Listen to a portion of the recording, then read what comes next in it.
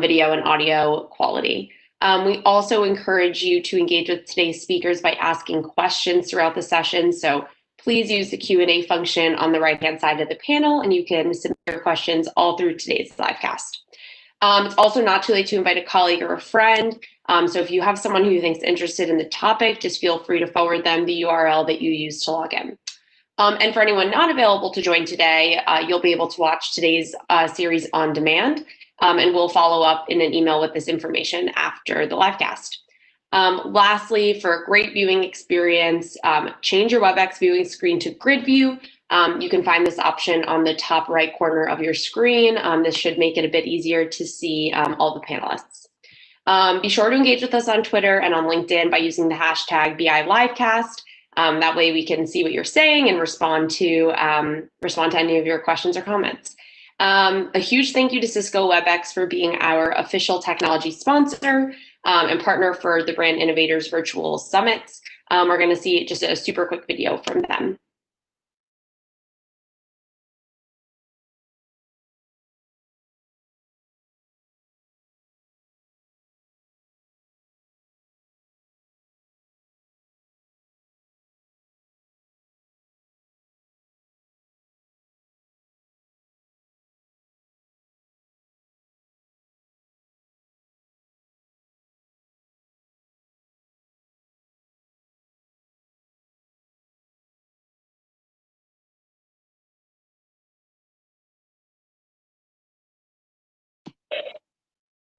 Thank you so much to WebEx. So we hope you're looking forward to today's livecast. We're going to be hearing from marketing leaders from Noble, Drinks, Roan, many, many more. So without further ado, I am thrilled to introduce our first speakers of the day. We are joined by Todd Mullany, the Vice President of Marketing from Noble.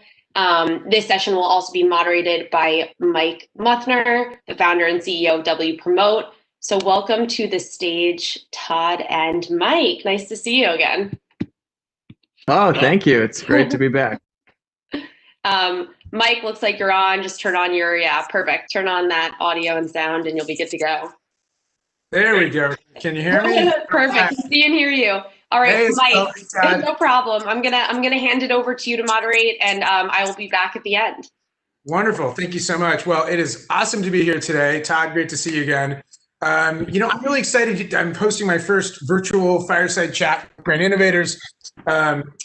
Quick about me and then a lot about Todd, and we're going to dive in. I think we'd love to spend 3 hours on this, but we'll make the most of a great 35 minutes. So real quick, I am Mike Muthner. I'm the founder and CEO of W Promote. We're a performance digital marketing agency that helps emerging, high growth, and enterprise brands. We talk about thinking like a challenger, driving profitable growth through tying together paid media, organic media, data science, and tech to basically drive growth. That's it. Growth is what we talk about each day. It's interesting because we'll talk a lot about this sort of challenger thinking in year 2020, and as we think ahead, it's going to be a big theme of a lot of these questions. But without further ado, I'd love to introduce Todd.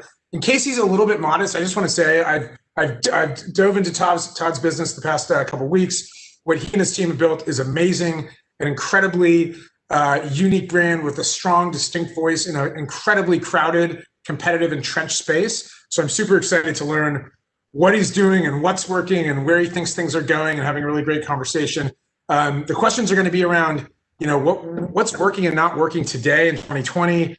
What do we think is going to change looking into next year? It's going to be a very different year, and it's unclear exactly what those differences are. I'd love to hear from him on that. And then we'll talk about the future and where things are going. So with that, I will be quiet, turn it over to Todd. Tell us a little bit about your story. Sure. Thanks, Mike. Appreciate the kind words. Also, in true COVID work from home fashion, I need to let you know that I actually have a new roof being put on our house as we speak. So you will be hearing that from time to time. If it gets too bad, I will put myself on mute and volley it back to you. But hopefully it won't be too disruptive. But again, thank you for hosting. Thank you to Brand Innovators for the invitation. This is my second interaction, and it's been a lot of fun. So my name is Todd Mullany. I'm Vice President of Marketing for the training brand Noble. I'm also the first employee of the company and helped start the company with Michael and Marcus back in 2015 when we launched.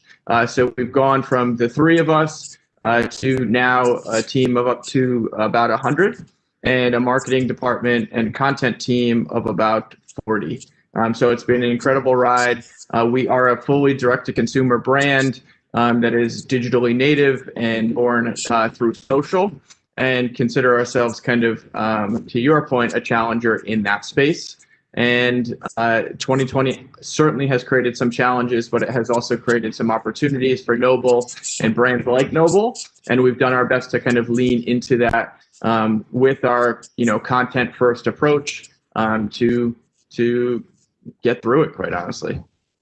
That's awesome. So, I love that. I think it was an accident. They happened to have a sort of the host and the interviewee that both talk about kind of challenger mindset, and kind of seems to be a core, at least way of thinking, even if we use different vocabulary. So we talk a lot about brands, both large and small, thinking agile and being disruptive in digital. And those are easy words to kind of throw out. I think they're actually really challenging to execute on. Actually, being agile and being disruptive is a lot different from just saying it. So I guess, what have you done? Like, what have you done in digital media? I'll leave it pretty open to break into, your market, which is super competitive with tons of different brands and players in the space. Like, what's been your secret so far?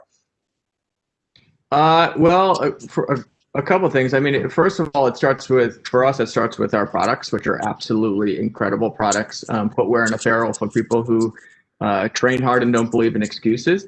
And with that, we're much closer to market than some of the traditional larger footwear and apparel brands. So in that industry, the typical turnaround time from design to production to go to market is about 18 months. And for Noble, it's a lot shorter than that. So we're able to be reactive. We're able to kind of be real time and tell stories that are relevant right now, and use kind of the direct interaction and community that we've built to just be really timely and react quickly. This year, I mean, we've always been a content first brand. For us, that's means we have a full in-house studio where we produce everything that you would see from us, from social media to short films to product content to work with our ambassadors. And typically we have a team that's kind of on the road, flying all over and creating that content. We haven't been able to do that this year. So we had to kind of transition our approach and really lean into user-generated content, celebrating the community, and ask them to help create the content with us. And that's what we've done. So things like Instagram lives, or closed door Zoom workouts with our employees, or led by sponsored athletes of ours, just to create a level of intimacy, a level of optimism, because it's certainly been an anxiety-inducing year. But one of the things that has helped with that, at least for us, is fitness.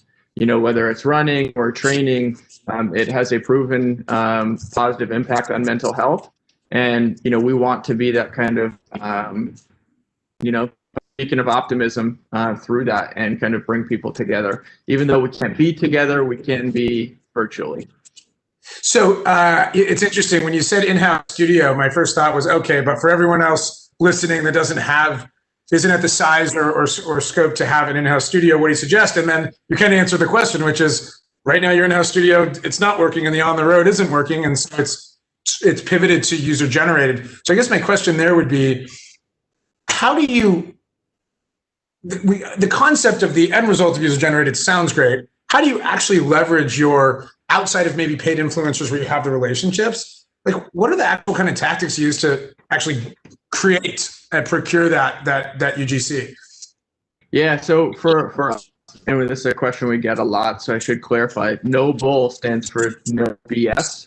And that's through product design and, the way we create items that, don't have, unnecessary reinforcements or built down. And what that's done is create a product that looks really good. So that's how it translates on the product side. But on the marketing side, No Bull is a mentality.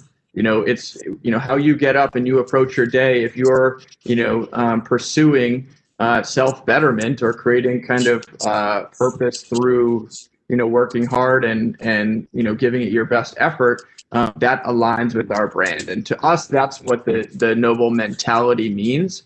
And the way we've kind of fostered that with our community is the hashtag I am noble, which is a statement that I am no BS. I am putting in the work every day, and I am, to the extent possible, controlling the outcomes that I would like to have in my life, professionally, personally, fitness, etc. So we've done that through asking our community, what makes you noble, Mike? This is my noble story, meaning me, and what is yours? And we've done that through Instagram and social media, and we've had an incredible response. And now on a weekly basis, we feature different people based on their noble stories. And it could be, in any walk of life. It could be somebody pursuing to try to get on the podium at the CrossFit Games, just as equally as, it might be, a mother who's, trying to find the time in the day to work out, those sorts of things. So it's really just celebrating, meeting our community where they are, and highlighting all of the different properties that make them noble. That's great. So just to kind of really recap tactically, I think the first piece is there has to be a connection to the brand other than just the product, right? If it's, with the shoe, I don't know that there's going to be a lot of motivation for purchasers to just do that to help you. So it sounds like that's sort of step one. That may be the hardest step. And then step two is, again, the actual way that this is going to live is, maybe narrowly or broadly on Instagram with a hashtag, engaging with the audience, asking for responses, featuring the responses, and sort of really actively fostering that community. Is that a good way to sum it up? Yeah, that's what we've done. That's what we worked is, spend time on listening to the consumer, ask them for their feedback, ask them to come on, review the product, and then celebrate the information that they give you. And, take to heart any constructive feedback that comes through too. That stuff is welcomed as well. So, a side note, because I know that sometimes when I'll have conversations with a brand, and sometimes it feels like, well, this brand has things that my brand doesn't. Like this brand is cool, or it has this, your brand has such a defined, it almost feels like, you've created it and it's a secret weapon. And I feel like a lot of people feel like, well, my brand is, I sell notebook planners and it's not a secret weapon. It doesn't have maybe this visceral deep connection. I will sort of make the point to the audience. We have found more often than not, you can find a connection with your audience. It may feel different than nobles, right? But more often than not, you can find that. It does not mean to be, my brand just doesn't qualify for this type of interaction. And we found that a lot of brands that consider themselves fairly boring, right? Turns out they're not boring in the ways that they're interacting with their audience, because there's some meaning to why people are buying their products. So just a little side note that I don't want to scare anybody off from the concept of doing these things. I agree. And I think, one way to do that is to just, to celebrate the person that's using the product, not necessarily the product itself. And I think that's kind of what you touched on. Yeah, absolutely. Okay, cool. So I want to kind of pick your brain on what you think this can be in 2020. This can look ahead. You can sort of define this how you want, but what do you think is the most underrated marketing channel, right? The one that sort of outperforms what people think it will, in whatever way you want to think of that. And separately, what do you think is the most overrated? And so I'll kind of put you to a spot on this one. Yeah. So again, that's a tough question. With these questions, I'll just answer them from the experience I have at Noble. And then my hope is that can, translate to anybody's kind of own industry. So for us, the most overrated or the least successful channel that we've had, which is surprising, I think, and even surprised me, but was podcast advertising. I've heard for years about how everybody just crushes on podcast advertising. We did a meaningful test last year. It just didn't perform for us. And so we kind of did a lot of postmortem on maybe, why that could be. We came up with two kind of theories. One is Noble's a very visual brand. So if you're going to buy a shoe, you're going to want to see what that shoe looks like before you can buy it. And, audio makes that challenging because you're not going to see the product. And the second part is we don't do discounts. So for podcast advertising, there's oftentimes an offer as incentive for signing up for the subscription or for, converting in a certain way, which was hard for us because we don't have that many type of incentive based offerings. So I would say podcast for us was a little bit of a disappointment. And then the other winner, which I feel silly saying this because this is not new and this is not underrated to most people, but for us, it's just Instagram and ambassadors. They have consistently over delivered, even as that market has gotten more saturated. If you're finding the right ambassadors that really have a strong connection with their audience, you're going to be able to kind of tell an authentic story through them. And I want to make it clear that I'm not talking about swipe up links with cheesy graphics. It's about how can you kind of incorporate your brand, your identity, or your service of some kind into the lives of people to make them better. And that's how we've done it with ours, and we've had a lot of success with that. And then still, continue to over-index on Instagram, which is crazy at this point, but it's been the case. Yeah, it's interesting. I comment on the podcast side because we've put a lot of clients in video advertising. What we've found is, even if it's not a visual brand, I think that's probably contributed to the challenges. But as a side note, looking at many others, what we found is if you're going to go in the order of like the lowest hanging fruit on up in terms of like incremental cost to acquire customers, and there's lots of variations to this, I think people will jump in too soon, right? It's sort of, if you've exhausted search and you've really tapped out of what you can kind of squeeze out of Instagram and social, and you're doing programmatic. I mean, these are sort of vague, just, brushstrokes, but you're doing programmatic and things are getting a little more, that's sort of the next way. I want to spend more. Where else can I put it? And when you put it in that stack, it might be less efficient than the others, but you have sort of exhausted the previous efficiency. And so it's the next place to buy, maybe before, I don't know, traditional TV or something like that. So it might have been too early, or it might have been that it's just as a tough product mix for you guys. But we found the same thing. It's not generally, it's not what I call low-hanging fruit, but the volume is there, and I think certain categories do really well with it. Yeah, and for what it's worth, we see the same thing as you do on Instagram. It's such an amazing audience. It has become a discovery and buying platform, which is fascinating to me. 5 years ago, it was a look at photo streams, right? And now it is really like, it's funny. I lay next to my wife and at night, and she's like browsing, like shopping for things she doesn't know she wants on Instagram, which is a fascinating use case. Great for the nobles of the world that are there, and then you can target really impressively. But it's super interesting. That is a fascinating evolution of a platform in my mind. Hey, Mike, just on that, when it comes to underrated, and this is kind of pre-COVID, but one of the places that did have a meaningful impact for us was actually retail.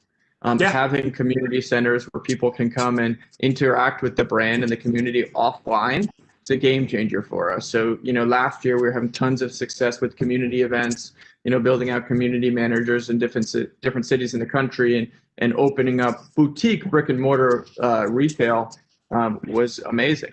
And I do think we'll go back to that when we can and do it safely, but that's also something that worked well for us. Yeah, I love that. We have seen that as well. Whether it's a pop-up, whatever the variation on retail, the pop-up, the traveling van, the events workshops, the in-person influencer, we've seen a lot of success with that. So shifting gears a little bit. Generally, a lot of e-commerce and D2C brands have done well this year, partly just because, tens of millions of consumers were suddenly restricted in the ways that they could shop. And so, there were millions and millions of people that were not prior to March of 2020 e-commerce shoppers that suddenly were dabbling or going all in on e-commerce.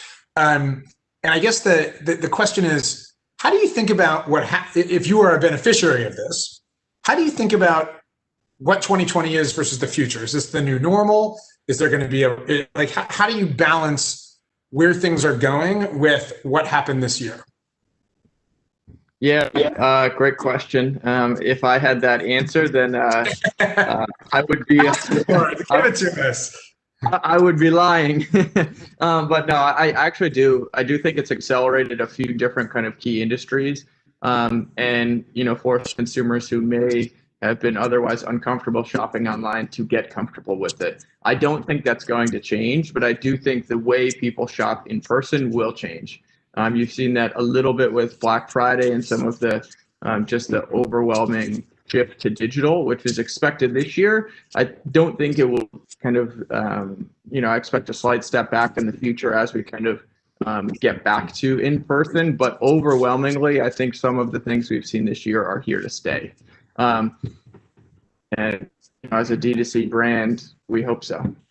Yeah, I think we're hoping for the same, right? The hope is that I think it was an amazing graph we saw. We passed around a couple months ago that showed, I'm doing a graph with my hand now, but 10 years of slow but steady but meaningful e-commerce adoption, like several percent a year, growing from 0 to 24% of U.S. consumers doing some amount of e-commerce each month, maybe in purchase. And then in 90 days, it doubled the whole thing. Like the graph went like this, and then went exponential. Our assumption is, and our data is suggesting now, even as there's sort of this waves of openings and things are obviously, we're in a funky transition place right now, challenging one. There might have been a peak, but things are absolutely not going back to February 2020 and going to sort of get back on that original trajectory. So for D2C, we have clients that are retail brands with significant e-commerce components. So it wasn't like one or the other, but the shift, that pie shifted, and a lot of that shift is going to stay. And so rethinking kind of where they think their growth is going to come from, I think has been really important.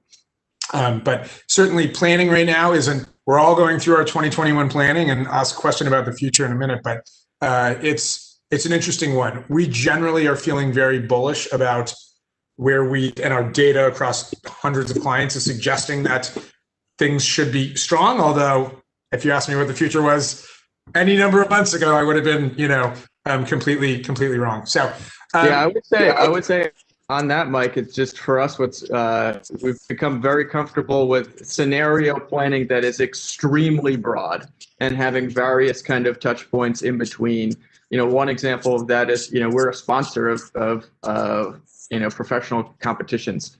And now we have plans for fully digital all the way to fully in person with 50,000 people in attendance, which would have been difficult to wrap our heads around a year ago. But now it's just the way it's got to be. Yeah, it's really funny. It's so I think 2020 has proven that an assumption of the future state is going to look like the past has been wrong. And I guess when you think about, I want to ask a question about planning, right? Because, it's funny, I had a conversation yesterday with people and someone threw out a 5-year plan and we just started laughing, right? Like 5 years, on one hand, I want to have a vision of where things are going. But on the other hand, like I need to be able to survive to get there. I need to make lots of short-term decisions to get there. How do you think about planning and scenario? Like how does that you're living in the now, you're building a brand for the future. How do you balance those two things? It's very hard. A 5-year plan for a company that's only 6 years old is a challenge. But it's for us, it's always come down to flexibility, and having the ability to be nimble is a huge priority for us. And when we think about making long-term commitments, whether it's a media buy, a partnership, athlete endorsement, flexibility is a big part of it. So we need to be extremely confident in what the future is going to look like, to make multi-year commitments on things. And we've done it in certain circumstances with endorsements and other things, but there's got to be a level of variability. For us, for example, if you just look at advertising spend, so much a meaningful percentage of our spend is through channels that are extremely nimble. And if we needed to, we could turn off ads or dial them up or down on a daily basis, which we often do, which is important because it gives us that flexibility, which is very different than kind of traditional, 3 or 5 or 10-year partnerships where you're locked in and these events may or may not happen. So it really, it's about being nimble and trying to ensure that flexibility that we've had up until now to get us to this point. Yeah. If it's useful for the audience, I think the metaphor that I have liked of late is, you're on a ship, we're doing lots of small course corrections, right? Like the wave's coming, moving around it. There's lots of little movements, kind of those day-to-day things. But it's really important that we know the end destination. We know the island we're heading to. We know the North Star, so that as we're doing these necessary course corrections, we don't end up just way off course or like back where we started or in some unknown location, right? And so I think it's kind of like, be aware of the short term, be super hypersensitive. Like there's, retail turns off in a whole city. You have to like adapt. Like these are real things that the wave will capsize you if you don't take care of it. But in the flip side, as you take care of that, you just gotta have like one eye on the end destination, even if you don't know exactly the route to get there, and you might be a little off when you get there. I feel like that directionality, the way I think about it is super important. It sounds like you guys have done that really, really well. So we've got a handful of questions. So before we get to them, I wanna give you one last one, and then we'll get some audience questions. So this is the fun one. What are your predictions? I know this is like the worst time ever to predict anything with what is going on in the world, but you're having to do this. You're having to actually make bets, short, medium-term bets, like when you think about what your year looks like. So what are your predictions for the D2C space in particular as we move into 2021? I think, I think it's really, really tricky. But I would say one of the things that's been important for us to navigate everything that we've all been through this year is, meeting the customer where they are, but doing so with a level of kind of honesty and empathy. Because everybody's kind of gone through their own experience over the last 12 months, and not everybody wants or needs kind of the same thing from a brand or from a company that they're buying from, and trying to personalize that experience, as much as ever. So that's a huge emphasis for us, is personalized recommendations, cater to the way different segments of our community are using the product. The way our community was, 2 years ago, the people who were buying our running shoes were CrossFitters who also run a little bit. Now we have a whole community of runners who wear our product, and treating the different pockets of consumers differently, but doing so with a level of honesty and empathy. I think the brands that do that well are the ones that are going to win, because there's a level of inherent trust that is built through doing that in a time where I think trust is probably the most important thing that you can offer your audience. I think it's a great answer. I would add, I do think authenticity, which is a much used word, but I think it's important to kind of double click on that. I also on a somewhat funny, but there's some like truth to it. Empathy doesn't mean starting your emails with "in these uncertain times," right? Like that's not authenticity. That is, in fact, if everyone can just agree to not do that, like we acknowledge that there are, trying times, uncertain times, whatever that email opening du jour is. Can we agree that we just won't send those anymore? But I do agree that I wholeheartedly agree, authentic and true and empathetic and not just trying to hawk your products, which I feel like before 2020, you could have done pretty well, just marketing and selling and discounting, kind of going through the sales motions. And I feel like this is no statistical, I feel like the world has changed a bit on that. And I think, I don't know, we'll see what where it goes. So I got some questions for you. Got some great questions. So first question is specifically, because I think it's served you really well and it's been important. How were you able to actually just scale your influencer program? Yeah, that's a really good question, and it's a super challenging process, quite honestly.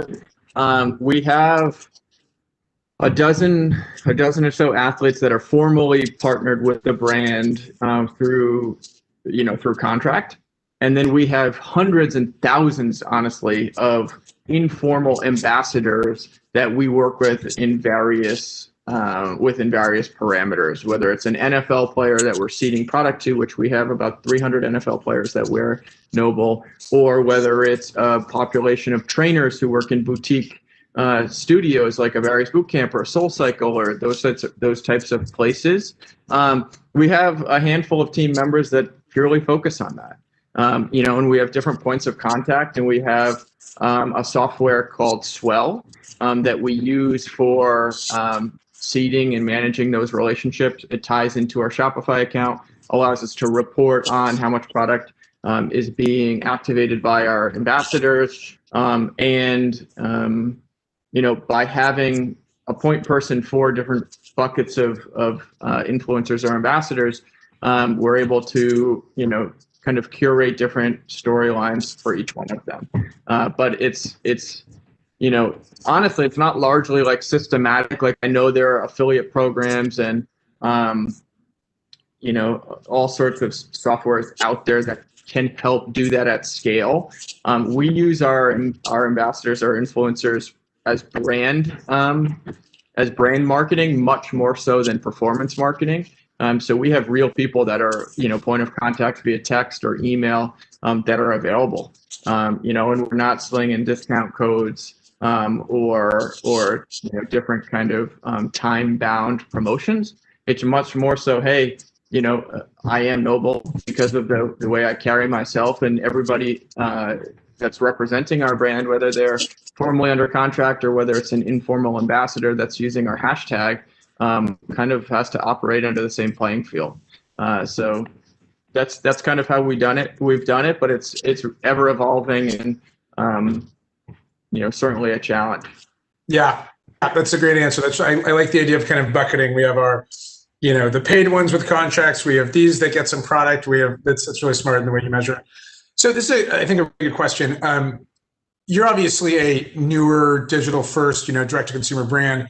What do you think that legacy or heritage brands can learn from you to market to Gen Z or kind of, that similar audience? Like what are the things that they can take away? Because they can't start from scratch and they can't create a new, you've created this brand and it is what it is. What's the advice you would give them?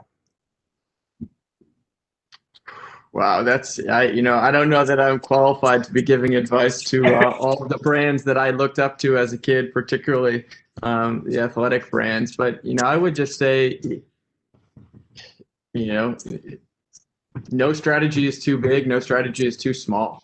I found that the brands that are winning, may only have a few dozen, quote unquote, micro influencers, but the people that are connected with those personalities are extremely avid and passionate and engaged. And I understand it's hard to do that when you have pro athletes that are making 10, 20, $50 million a year. You've got to focus on LeBron. But there's a whole kind of other layer of engagement with the brand through community that is accessible now, and it wasn't accessible in the same way 5 years ago. I don't think any brand in any industry can be above that level of community. Yeah, it's kind of interesting. My takeaway from that is, as it like an advice piece to those brands, or maybe not like the biggest of the big brands, but those that are legacy but probably fall in the middle, is think small. Right? Like, instead of it's almost like the equivalent to the old way of thinking is I spend $200,000, I make one magnificent 30-second TV spot. I buy millions of dollars of media. It takes 6 months, this whole process. Think small. Create 50 short little videos with a little bit of budget and a little traction. I kind of feel like maybe the same goes on thinking about influencers and thinking about audiences and thinking about content is thinking smaller in a sense. Smaller, but then scaling small so that it actually makes an impact. Might be an interesting way to think about it. And just be approachable. Yeah. You know, we invest massively in customer experience. Our customer service team is as big as our entire marketing team, and in fact more. Our response time is under 3 hours. Our customer satisfaction is 95%, because we'll always go above and beyond for the customer, even if that costs us a lot, because we think the long tail on that really is a huge participant in marketing as well. Like everything we do is marketing, whether it's just the coordinator that you met while you were on set at a photo shoot, or whether it's the virtual chat consultant that you spoke with for 4 minutes to pick out your shoes. It all adds up. You know, I don't know if that's advice or just a little bit of a tangent, but that's how we think about it. You know, most of my advice just ends up tangent, so it's good. So here's one, and maybe this is going to relate to an earlier question, but I'm curious your answer anyway. Based on your experience, what company values matter the most to young consumers, like from a company value perspective? I think it's having a social responsibility to do the right thing. Okay. And a level of accountability to explain the decisions that you've made. And we've seen that with how are you handling COVID? How are you handling the civil rights movement with Black Lives Matter this year? What is your view on environmental sustainability? If you're not comfortable answering those questions, and I think long term you're gonna have a challenge, because younger consumers expect to have a level of accountability. I have that level of accountability with brands that I shop at, not all the time and not every industry and not every item, but in general, how you react to those type of challenges, particularly if you're a social media native brand, that stuff really matters. And obviously that's on top of having, a great product in a level of accessibility to, different audiences. But I think it matters. Yeah, I think it matters. And this year, I think, has underscored how much it matters. And I think the amount that it has increased this year with just the challenges that everyone has faced in daily lives. I would add to that, the takeaway shouldn't be, okay, make sure I make, I communicate on Black Lives Matters and make sure I, check the box on eco-responsibility. I mean, because I think that the flip side is the most inauthentic thing you can do is walk the walk or talk the talk and not walk the walk, right? The most grossly inauthentic thing is saying it so that you say it. And we saw so many brands get tripped up on, big brands get tripped up on this during kind of BLM and protests and so forth, where it was like, last thing you ever want to do is look like you're doing it for PR, or look like you're doing it because you think that people want you to do it and not because it's core to who you are. And so I would say, of those categories of those areas of focus, don't do it all. Don't spread it, don't spread it too thin, because you're going to I feel like it just dilutes the effort that you could make, even if you're doing it authentically, which I think is kind of an interesting way to think about it. Yeah, and we don't know what's around the next corner. What types of things are going to come up, but that's why I think just having a sense of accountability to do the right thing, regardless of what kind of those circumstances are, as a brand, you should be comfortable explaining that. Not everybody's going to agree, certainly. But at least to your point, directionally, you can move forward with a level of confidence. So here's a little tangent question I'll ask. I know we're wrapping up here, but what are your thoughts on, taking controversial stands as a brand? Do you think that is something you do occasionally, avoid, embrace? Like, how do you think about that when you think about no bull, but you could think of in the broader context? Yeah, I think I would go back to what you just said. If you're doing it just to be controversial, to kind of get a headline, then that's not it. Don't come up with an environmental strategy just so that you have a marketing campaign about your environmental strategy. I don't think that's the right approach. But for us, like, we're a training brand and we're grounded in fitness, and we've seen that fitness can galvanize communities and bring people together. So whether you're a firefighter or whether you're a nurse or whether you're, a civil rights activist, if you are, working hard, and training, you're going to have a level of connectedness to other people who have that same interest. And that's what we use to try to bond our community together. I love it. I totally agree. Isabel, you're back. I'm back. Thank you guys I do want so to much. answer the question. Laston asked a question about our cycling shoes. So that's an awesome question. They are a fully perforated clip-in upper. And the reason they're created that way is because we have a Peloton in our office, and we're all using them. And a lot of people had all different cycling shoes from all different brands. And one of the key pain points that we had is that after you get out of a spin class or get off the bike, the shoes are sweaty and they don't air out over the course of 24 hours. You get on the bike the next day and your feet are wet. So by fully perforating the shoe, removing the foam package in the liner, you reduce the ability of bacteria building up in the shoe.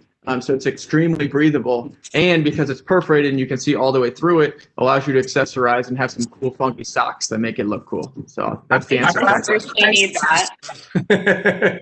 I just got my Peloton, and it's going to be sitting in a small apartment all day, so I think I need those shoes. I've actually been getting ads for them ever since I ordered the Peloton, so whatever you're doing on social's working.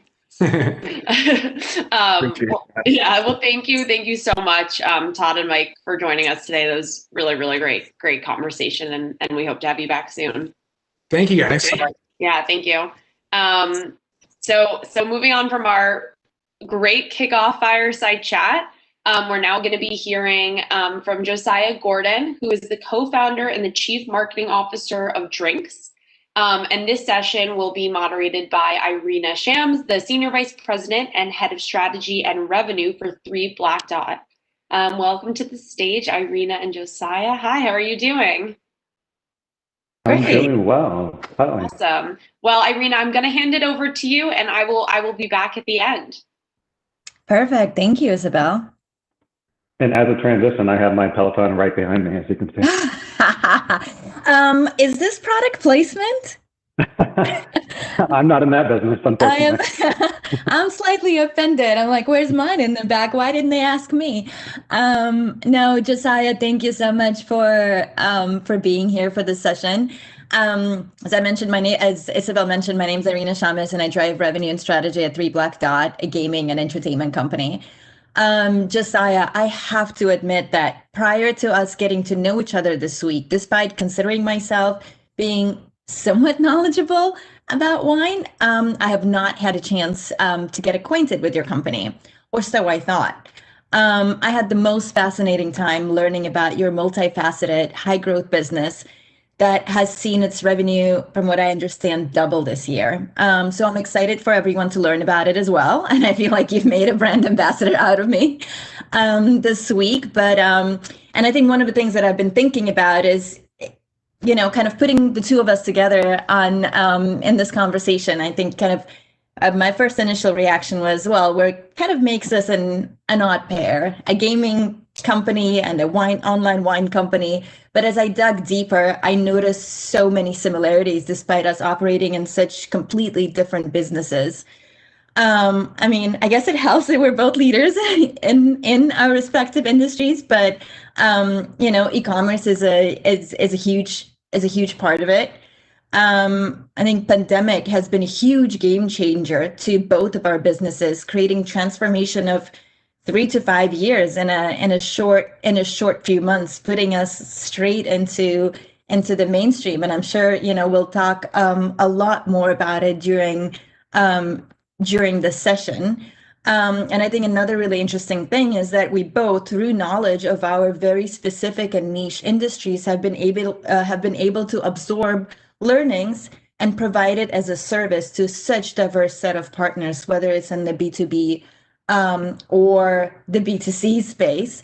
I think where we're slightly behind you is that when it comes to a partnership with Martha Stewart, But who knows? Maybe she'll want a mobile game or create a cooking show with one of the gaming influencers. So we're on standby.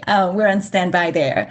But that said, I'd love to hand it over to you to introduce yourself and drinks. As I mentioned, the leader in online wines, which I've learned is an e-commerce platform, a retail distributor, an AI-powered service, a data and marketing offering. And I think what makes it so incredibly, what I've learned makes it so incredibly unique. The winning component of the company is it's a wine company without a liquor license. So that said, over to you.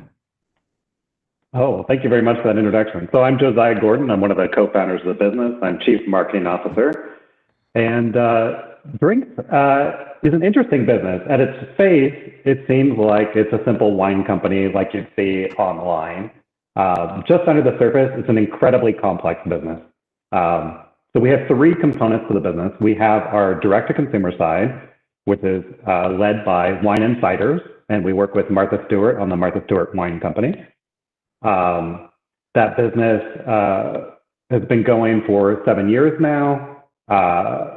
We built that business in sort of an interesting way, I think. We looked at areas where we didn't have to raise an enormous amount of money for customer acquisition. So we've done the Facebook ads, the Instagram ads, but we really built our business on the sort of old school, non-sexy, if you will, channels. We built the business on direct mail and on Groupon and Daily Deals, Living Social, and others.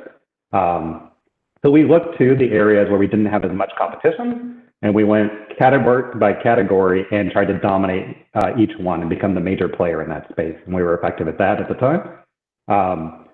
Leveraging that success, we realized that other companies could use what we built. So we built this national distribution network where we can deliver to 96% of adults in 1 to 3 days with FedEx and UPS. It's 41 states in the continental US.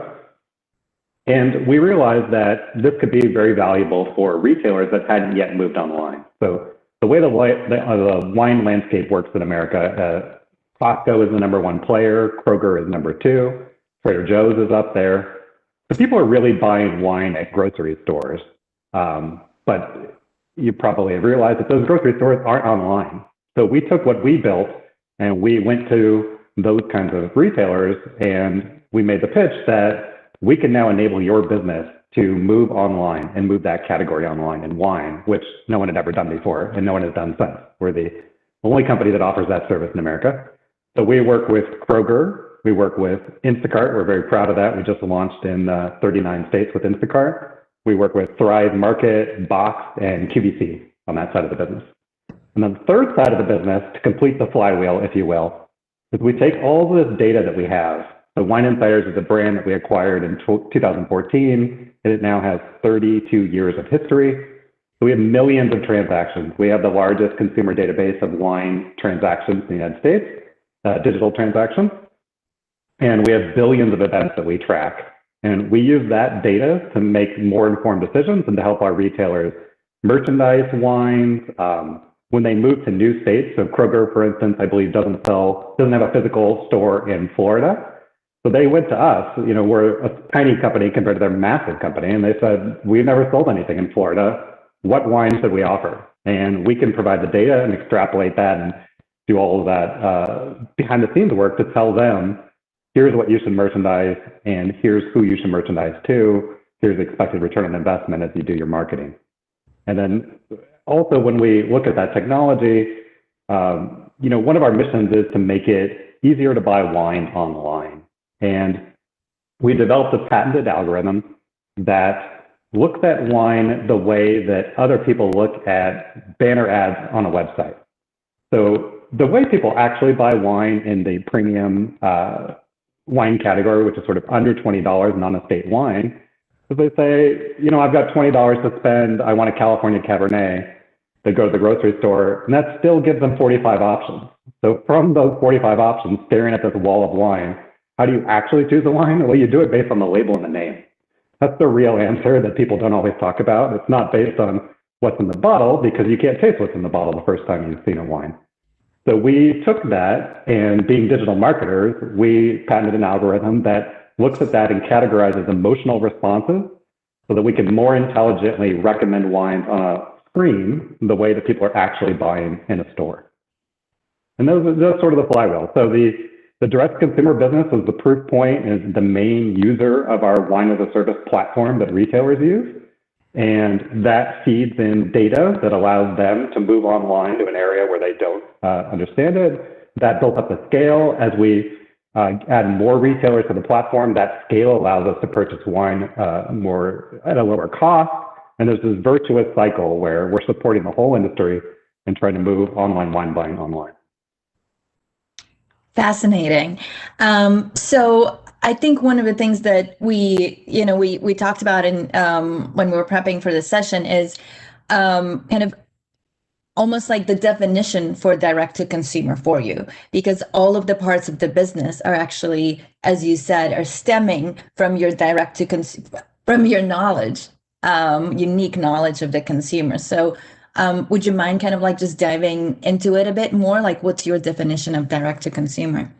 Yeah, there's a couple of definitions. In direct-to-consumer wine, it's often thought of as winery direct. And we're not a winery, as you mentioned in the intro. We are a marketing technology company, which is sort of the unique thing about our business that allows us to work with both licensed and unlicensed entities. So we can work with Kroger, who holds retail liquor licenses at grocery stores, Ralph's, and 34 banners around the country. And then we can also work with Instacart that doesn't hold liquor licenses. Direct to consumer to us means we're not going through the middlemen normally in the wine chain. So we do whatever we can to work with licensed entities that are doing their own importation, booking container ships with, putting wine in containers from Europe and Australia, moving it around the world, and not using bunches of third parties so that we're not adding cost to the end consumer. And even though we have this business to business side of our business, obviously working with these large companies, we're still helping them sell directly to consumers. So everything really in our business is direct to consumer. There's just different pathways to it. And speaking of that end consumer, how would you define your core audience? Because you've mentioned that, you specifically, you went for very specific marketing tactics, right? You're mentioning, mailings, et cetera, to be able to stand out. So how do you define, in order to be able to be so successful with driving very specific marketing initiatives, probably have to have a really strong understanding of your audience. So who are they? Yeah, so I think the last time I looked, we had someone that was 4 days older than 21 that had received wine. So they ordered maybe on their birthday or day after. And I think the oldest in our audience, the last time I looked, was 92, and is still an active club member that gets shipments every single month. So someone that's been there for almost 30 years. So we have this very wide range all around the country, both rural and urban, suburban. We have to tailor marketing for each platform that we're on and for each group that we're talking to. I would say maybe I'm a little jaded because I've been doing it for a while, but I think that's the same in every business, is that you really have to just look at segments of your audience. So we do cohort analysis, we do tons of testing, we do the normal things, which I'm happy to go into, but I don't know that there's a ton of secret sauce other than that we purposely looked for channels that weren't as competitive, that weren't the hot ones. So one of the companies that always gets lumped in when people talk about drinks is Wink. We're a very different business than Wink. For one, we're mostly transactional. We're not a wine club based, and we're not a winery. But they always went for Instagram and Facebook, and we went the opposite direction.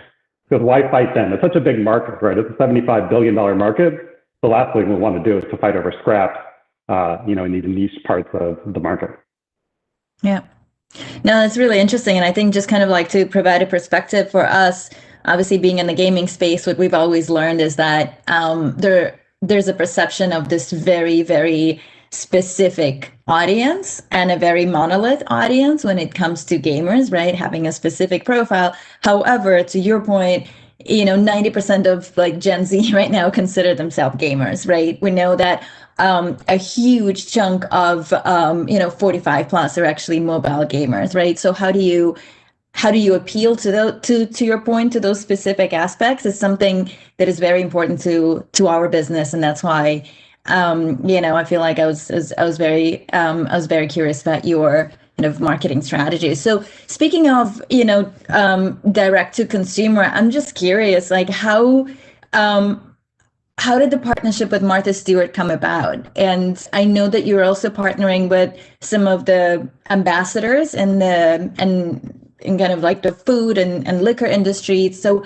how do you choose those ambassadors? How do those partnerships come about? And what is the driving, what is the mechanism, and what's the ultimate goal? Okay, so there's going to be some very big crossover here. So my previous business was a social game company. We did Facebook games. And when we were in that business, we worked with Martha Stewart's branding team on different brands. So we weren't working with Martha Stewart's team directly. But when we got into the wine business, they remembered that great relationship that we had with other companies that they worked with. And the CEO of Martha Stewart's company approached us and gave us basically the right of first refusal on building a wine program for Martha Stewart. So it was ours to lose, if you will, and we embraced it, and we launched Martha Stewart Wine Company, I think in about 3 months. It was a very quick launch. And just as an aside, one of the things that we get asked all the time is is she involved in the business? Does she taste the wine? And it's amazing working with her because, she's not successful by chance. She is in every aspect of everything we do together. And she's getting up there. I think she's 79 this year. She went in the initial tasting, tasted 130 wines. I was there. She had a driver. She had to sit on the stool by the end. But she tastes every single wine, approves every wine, and will not put her name on anything that doesn't meet her exacting quality. So the way it works is we ship about 30 wines a month for her and her VP of Culinary, Thomas Joseph, to taste. And they do these tastings. They have a great time. They get wine and cheese and do a whole thing. And that's how we do it. So it was very successful. And that business actually is the highest growth part of our business this year. It's grown 230% in the first 9 months of this year over year. I think, if I had to guess, we haven't done an exact poll on this or surveys, but I think the comfort, people are looking in the pandemic for something that's familiar and comfortable, and they rely on Martha Stewart's taste to choose wines and to help curate that collection. And we've had amazing organic traffic this year on that side. Mm-hmm. And what about the partnerships with some of the other ambassadors? I know that there's there are a few big Michelin star chefs, if I'm not mistaken. So how do those come about? Yeah, so what we're doing with that program is we're looking for ways to appeal to a broad audience. So we work with Iron Chef Jeffrey Zakarian. We work with Ludo Lefebvre, America's French chef. He's a Michelin star chef. Chef Timothy Hollingsworth, he's the winner of Netflix's Final Table. We work with a number of influencers like that. And what we're doing there is we're trying to reach specific audiences that may be underserved or audiences that don't know that they can get everyday good value on high quality wine. So for instance, with Chef Ludo, who I've known for a few years through the LA restaurant scene, he's an amazing chef. He's a really high-end chef. If you go to his restaurant, the bottle of Burgundy is going to cost you $140. He was excited to partner with us after he tasted the wine because he was a little unsure, to be honest. He's a high-end guy. He really liked the wines, and he was like, this is what I would drink back home in Burgundy in France when I was growing up. We would buy wines at, $12 to $20, and that's what we would drink, and he found it here. And, one of the challenges, just as an aside, is he's got really French taste. So as we work with these curators that are really hands-on people that do not let anything buy them, Ludo only wants French wine. Martha really likes French wine. She makes us go find Aligoté in Burgundy. Iron Chef Jeffrey Zakarian likes white Zinfandel, but doesn't like our white Zinfandel. So we're hunting for better white Zinfandel. So, these are real things where they really inject their taste and they're curating wines for their audience and pushing them out because they're really proud of the product. Great. Oh, this is so interesting. Because we launch a lot of products, but in partnership, again, very different industry, gaming influences, right? And it's about figuring out what the right products are to really activate the audiences. And I think this is also quite similar to what you were doing. We're bringing other brands into the fold and say, okay, well, we have such a unique understanding of our audiences. we also know the products that work, and one of those products happen to be maybe headphones, fashion, etc., right? And bringing brands into the fold and into kind of the ecosystem, which is pretty much what you're doing. You have such a unique knowledge of your audience, right? That you're offering it up to, you're offering up that opportunity to other partners as well. So, could you talk about your partnership with Instacart, right? Which is kind of like a Gen Z millennial mecca when it comes to D2C deliveries, right? And so I'd love to learn a little bit more about how it comes about, but also how different it is, if at all, from your partnership with Kroger and like more traditional retailers. Yeah, so Kroger is probably the easier one to talk about. Kroger has been around for a little over a year and a half now. We power Kroger's Ship part of the business. So they have in-store, they have buy online, pick up in store, and then they have home delivery. So we power the wine program for the ship to home part of it. So they have this sort of three legs to the stool. Instacart has built out this massive marketplace, and they work with brands all over the country. The unique thing about our collaboration with Instacart is that it's based on home delivery rather than having the drivers deliver from a radius around each store. And that's really what's interesting about it, is that we have full state coverage, I think in 39 states today, possibly 40. Yeah, how does that one come about? I think they were looking for ways to expand their marketplace and deliver a good experience for customers that couldn't necessarily get alcohol delivered. We can deliver to some states where the retail stores can't. So in Pennsylvania, it's a state-controlled state, but we can ship in. We work with parties that have licenses to ship in with FedEx and UPS. So it allows them to broaden their coverage and offer a value to consumers around the country. Incredible. And then I see the questions popping up. So I think we'll get to the Q&A in a few minutes. But I think one of the things that we haven't really touched is the pandemic, right? Which has been, as you mentioned, such a huge disruptor to your business. So, would you like, I would love for you to kind of share your experiences in terms of like how the pandemic affected the alcohol e-commerce landscape and what it meant for your company. Well, we're in a very fortunate position this year. I can say that, it's been a tough year for everybody.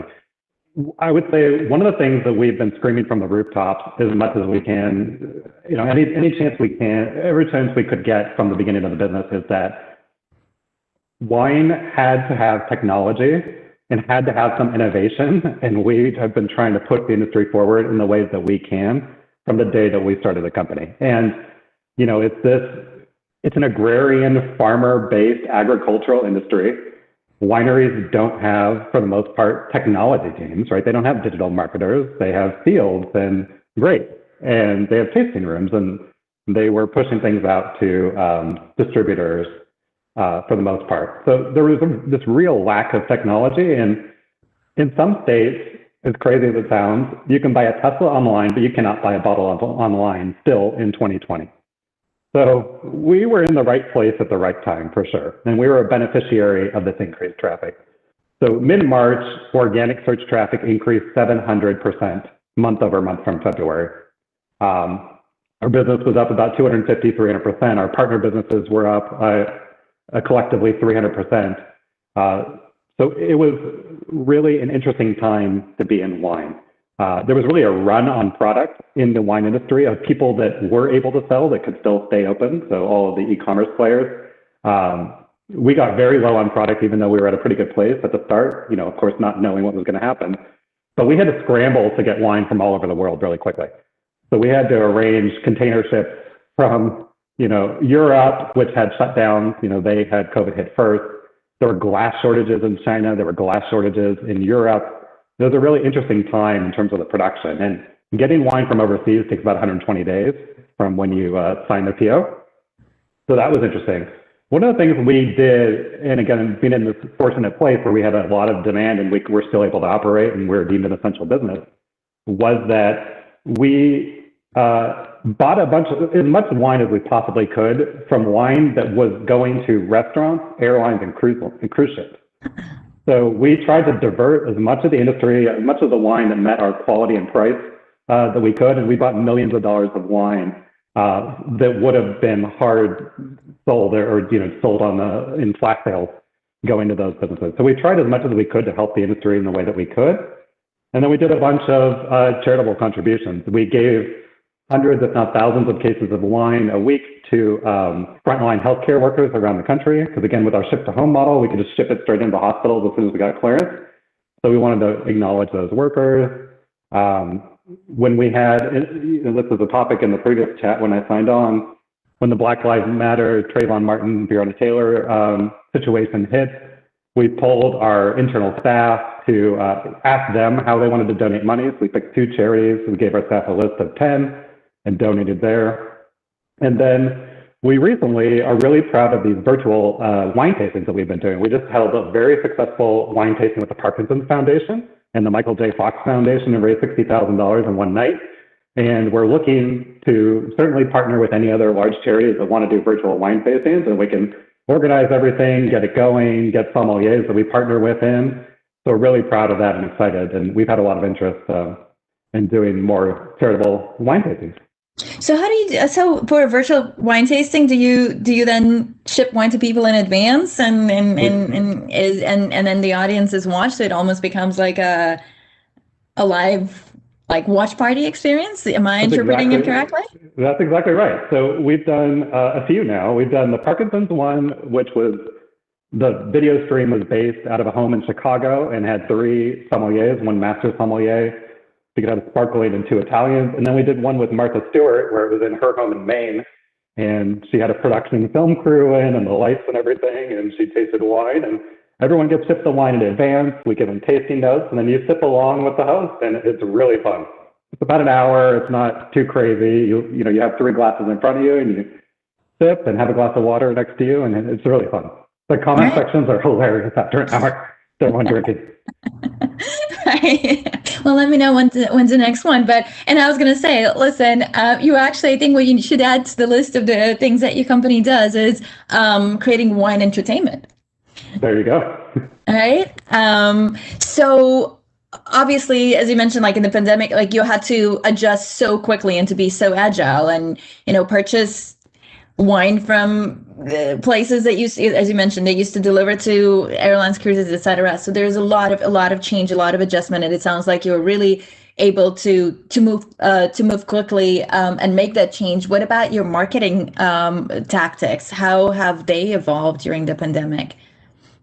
So to be perfectly honest, we scaled back marketing because for a few reasons, but one, the organic traffic was really high.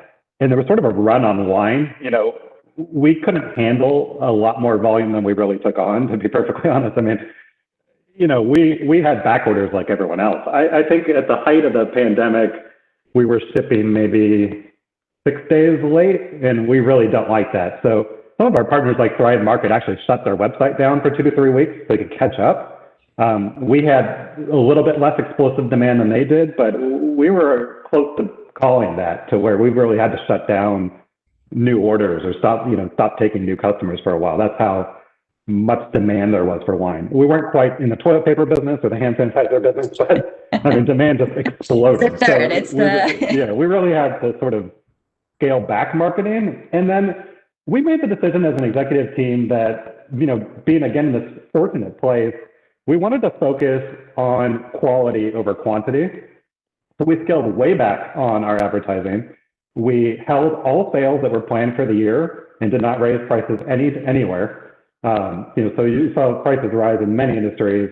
We kept all sales going, and we just made the conscious decision that we'd scale back marketing and try to deliver as well as we could for the customers that we had. And as a testament to that, our NPS scores right now, hopefully everyone's familiar with those ratings, we're at 82 on Martha Stewart wine and 79 on Wine Insiders, which is the highest in our company's history.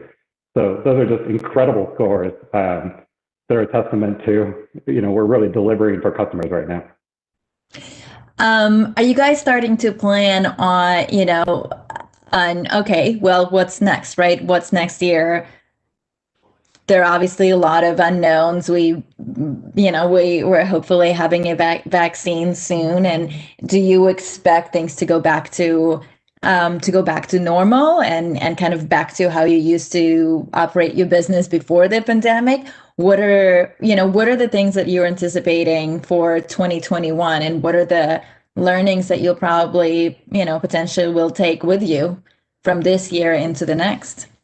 Yeah, so without reading too much into the question, I'll say that I think that what's going to happen in online wine is that customers have realized that you can get a great bottle of wine at a better price online, and you get the convenience of it shipped to the door. I think it's the same story for online grocery, which is why we love working with Kroger and Instacart, because it's a product that it's a consumable, it's food, it's a food and beverage product. So wine doesn't have to be so scary. It doesn't have to be so hard to choose, with curation and good recommendation engines. And we think that consumer adoption will continue at the elevated pace. It won't be, triple what it was last year. And it's certainly scaled back, pre Q4, the numbers had gone closer to what it was last year. It was still elevated, but nothing crazy. And we think that people will understand that you actually can buy wine online. And that was a real thing, even a year ago. I think Gallo or Constellation maybe did a poll, and it was something like 2/3 of the people that they asked didn't realize you could buy alcohol online, that it was illegal. They thought that you could get arrested if you bought it online and showed up at your door. There's some learning that needs to happen because the industry just hasn't caught up to pretty much every other vertical in every space.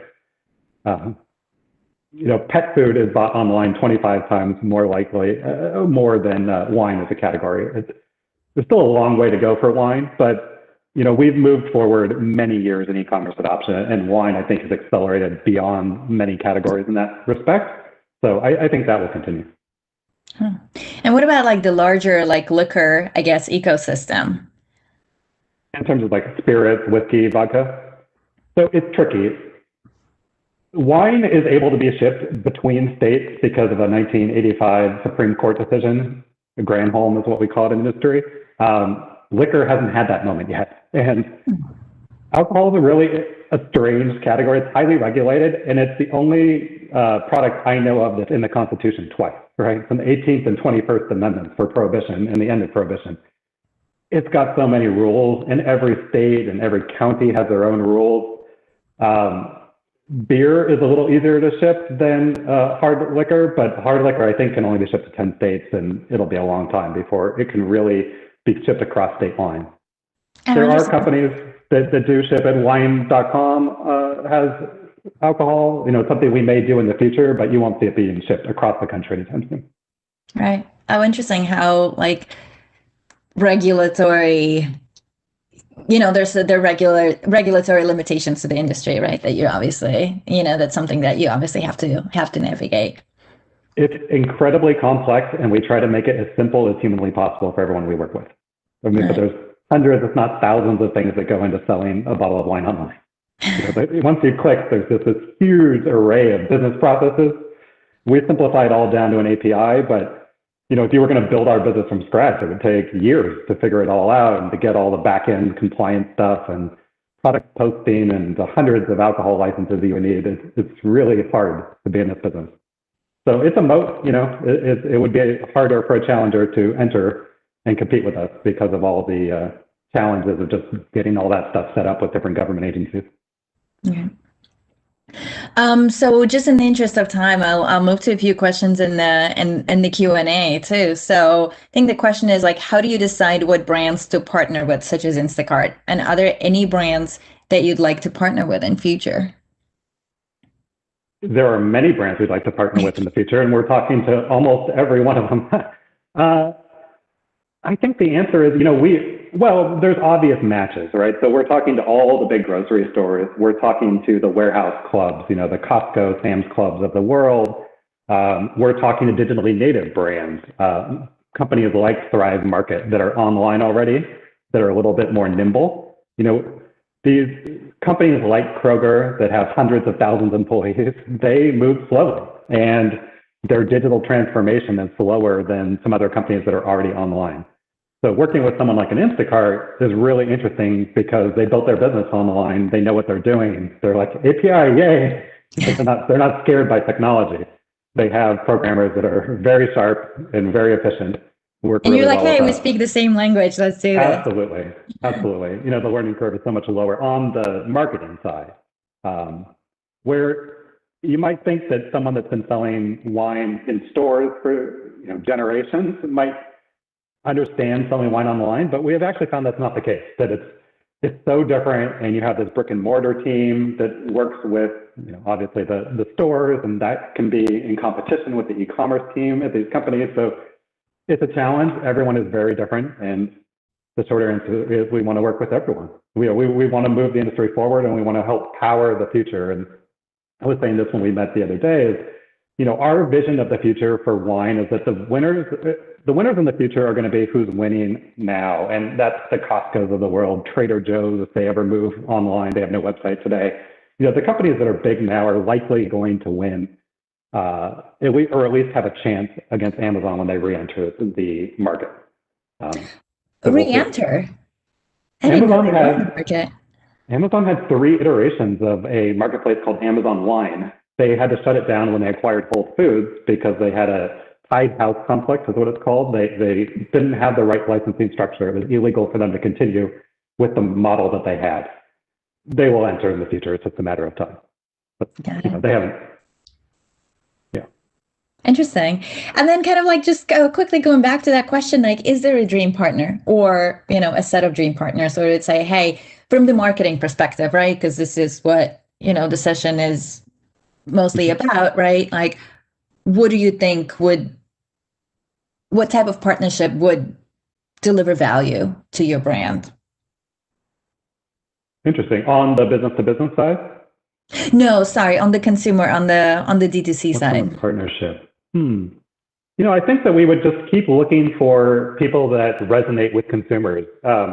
One of my dreams has always been to get this is smaller than some of the things we've been talking about, but to get someone that was really into barbecue, because wine is a very seasonal business. It really dips a lot when the weather heats up in the summer. People tend to drink beer and cocktails when they're at their barbecue or their smoker. And I would love to get a real strong barbecue expert, maybe someone from the South, that could help people pair Zinfandel and Cabernet with ribs and brisket. That's my personal answer to that question.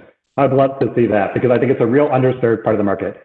The other thing I think is really underserved is to get outside of just English language marketing.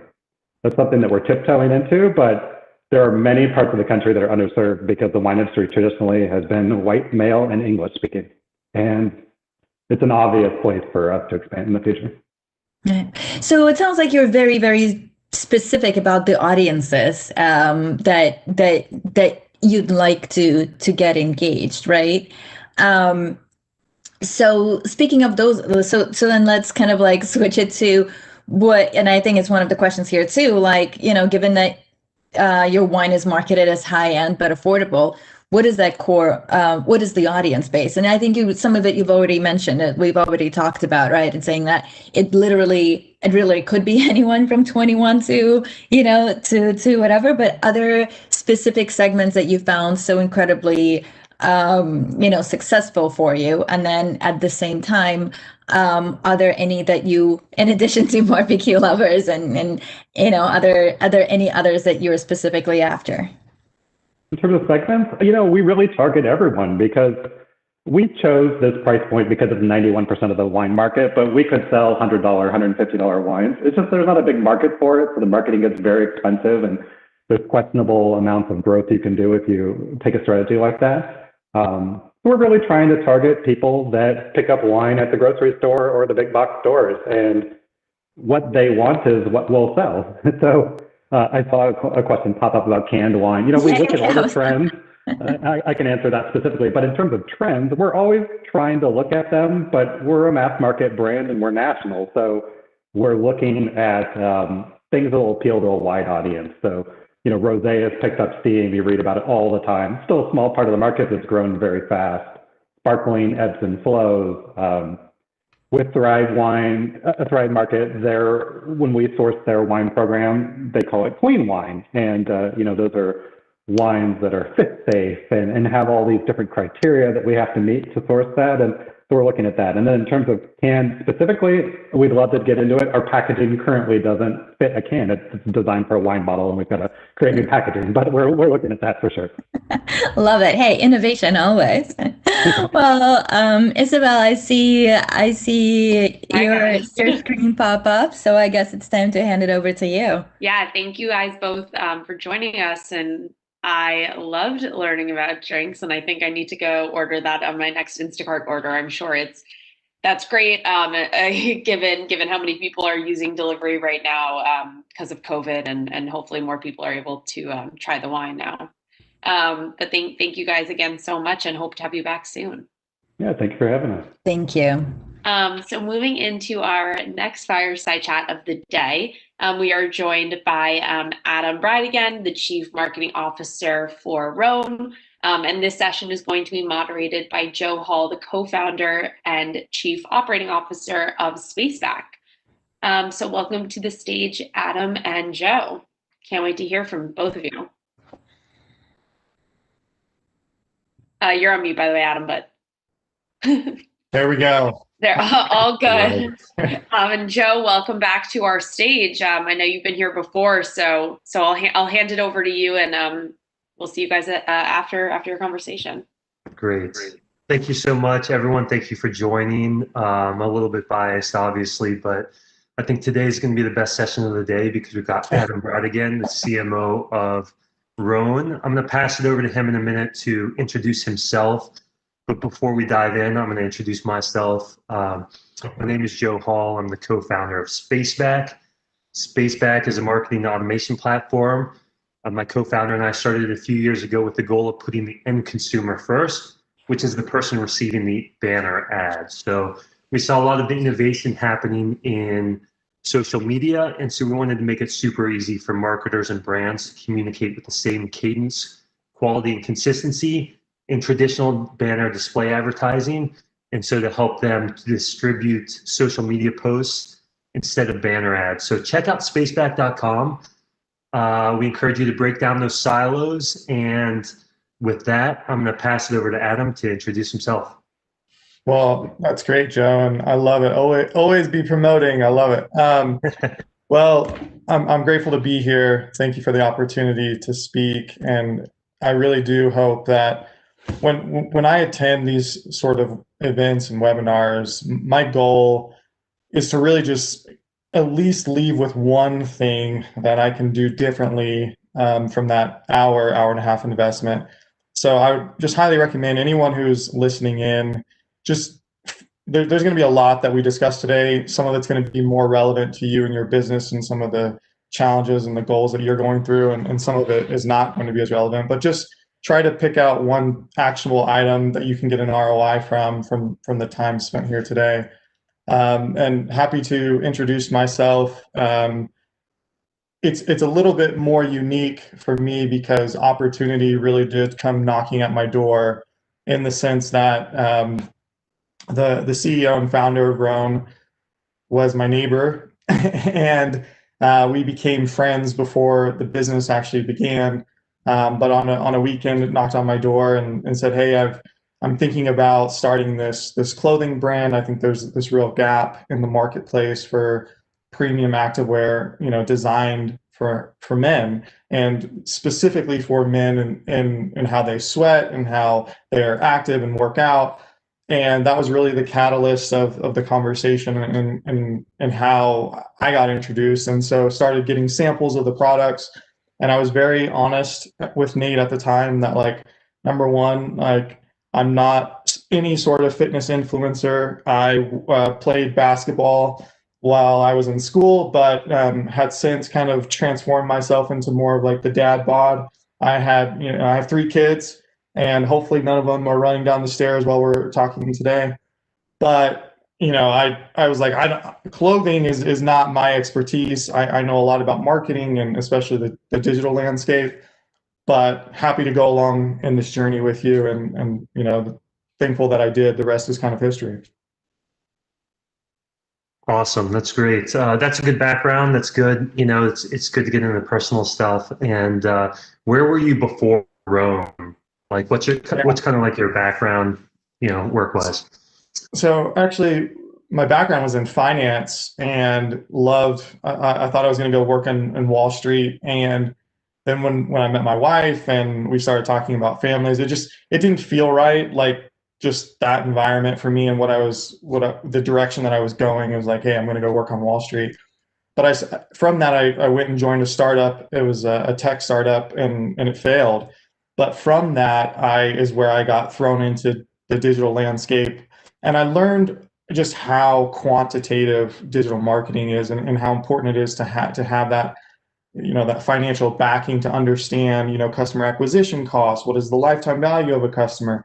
All of that it's really important to apply to how you're building a marketing portfolio. And so as that failed, I wanted to learn more. So I actually took a job in Priceline, moved to Connecticut, and that's where Nate and I met in Connecticut. So I was at Priceline before. Nate, who's our CEO and founder, was working for the NFL at the time. And yeah, that's how we got connected. Awesome. I appreciate you talking about that and family and a little bit of your background. I think obviously most of us are working from home these days, but like there is the reality of like family and life plans and things changing, and that's awesome. So let's talk about Roan a little bit. You gave a little bit of it in your intro. What's the company do? What makes them unique? Let's dive into that a little bit more. And the name, I'm really curious about the name, and so maybe you can touch on that too. So the first, well, like most startups, it was not our original name, and I think a lot of founders will attest that like your name bounces around a lot as you're kind of in that ideation before you actually like launch and get things going. But for us, was founded in 2013, and again the thesis was that men were kind of an afterthought when it came to premium activewear. There was a lot of design evolution and things explosion happening on the women's side, but no one was really just focused on the men's side as far as like in the premium category. Yes, there's massive like really strong brands who make great footwear and great clothing for the masses, but no one was really focused on like premium higher end activewear with technology and premium stretch and things like that. So that was when we kind of looked at the landscape. It was like there's this gap here, and we feel that we can fill this void. And so that was in 2013, and then really launched the company in 2014. Direct to consumer. We were lucky to find Shopify at the time, and were able to ride that wave in the earlier days, and so that really helped us propel the business. But in the beginning, there was a massive learning curve for us because we needed to understand the community aspect of the fitness trainers, and just the ecosystem of content that would be relevant for individuals. And so we started building that content the latter part of 2013, which today is still visible on our website, which is called The Pursuit. And for the last 6.5 years, we've been building content to serve that community, and it's paid massive dividends for us. Now, we knew at the time, like from even an SEO perspective, that you have to build up credibility with the market, and a lot of those articles are paying dividends now because we have such relationships with fitness trainers and coaches and instructors, health and wellness instructors, dietitians, all of that, who are now contributing and writing articles for us. But in the beginning, it was us building those relationships, putting out content, and that was kind of at the core of our direct to consumer relationship was building those relationships and then having a website where people could feel like they are part of the community. And that was really the beginning. And then as far as the name, I won't mention some of the other names because they were so bad, but it was really just researching names that, hey, we're just, one word or two words that we felt like would be relevant. And when we looked at Rhone and the symbolism that it plays in Europe as kind of this river that is both functional and really important to the area, we really liked the form, the function, and everything that it stood for, and we felt like that would be really important for us, building this brand, and the name just kind of stuck. Awesome. So let me make sure. I wasn't super familiar with Rhone prior to this and prior to speaking to you, but it seems like activewear that's premium. That's kind of the niche that you guys are fitting. That's kind of the unique value prop. Is that accurate to say, or? Yeah, and so I would say we started our first collection was a gym collection of higher end performance shorts, tops, to as you're in the gym training, you want to look stylish, but you want something that's going to last and perform. And so that was, again, it's this mix of style and functionality. Whereas like you want to look nice in the gym and you want to look nice training, you want to put on something that's going to motivate you. And so that was our core capsule collection that really exploded us. And then from there, what we've been able to do is leverage all of that technology as far as the fabrics, anti-odor, all of that, and then embedding it into our collection outside of just the gym. So like the dress shirt that I'm wearing, we have, if you go to our website now and you see all of our collections, it's basically everything from the gym to your basics, your underwears to, suits, and we just launched a commuter blazer that is like incredibly stretchy and really comfortable and is going to be with you as you hop on the train or go to a board meeting. So everything in between is where you're going to see us designing, and that's kind of the extension over the last 7 years. Is your website just because of the promotion aspect, Rhone.com? Is that what it is, or is there? Yeah, that's it. Okay, awesome, super cool. Very, very good. What about, so you've been at Rhone since pretty much the beginning, correct? That's correct. Yeah. So you've probably seen it evolve a little bit. I mean, D2C was really taking off during that time. You've been, as you said at the beginning of this, there's going to be people tuning into this that are at different stages in their company and picking out different things. Or maybe there's some things that you can address about how your role has sort of evolved since the beginning and the different stages, and maybe discuss some things that some people can take away from the evolution of Rhone and your role. Totally. Yeah, I mean, and that's the beauty of being at a company from the beginning is you wear several different hats, and that's really where you create, those long-lasting relationships with these people who become your family. And because you're all in this mission together, right? And you all have this hope and belief that this is going to turn out something that's going to impact people in a positive way. And so in the beginning, we focused heavily on this brand aspect as far as creating our ethos. What do we stand for? What is our mission statement? And making sure that creates a culture internally so that we can extend that to our customers and extend that to our partners and everyone that we come in contact. So culture is really important to us. The pursuit of progress is what we have as like internal motto. And you can read about it on our website as far as like our about us and what we stand for. But that was really key in the beginning. And so, yeah, from jumping in and testing product, being a wear tester, to answering customer service, to driving to trade shows, and again, like in the beginning, you're trying to figure everything out.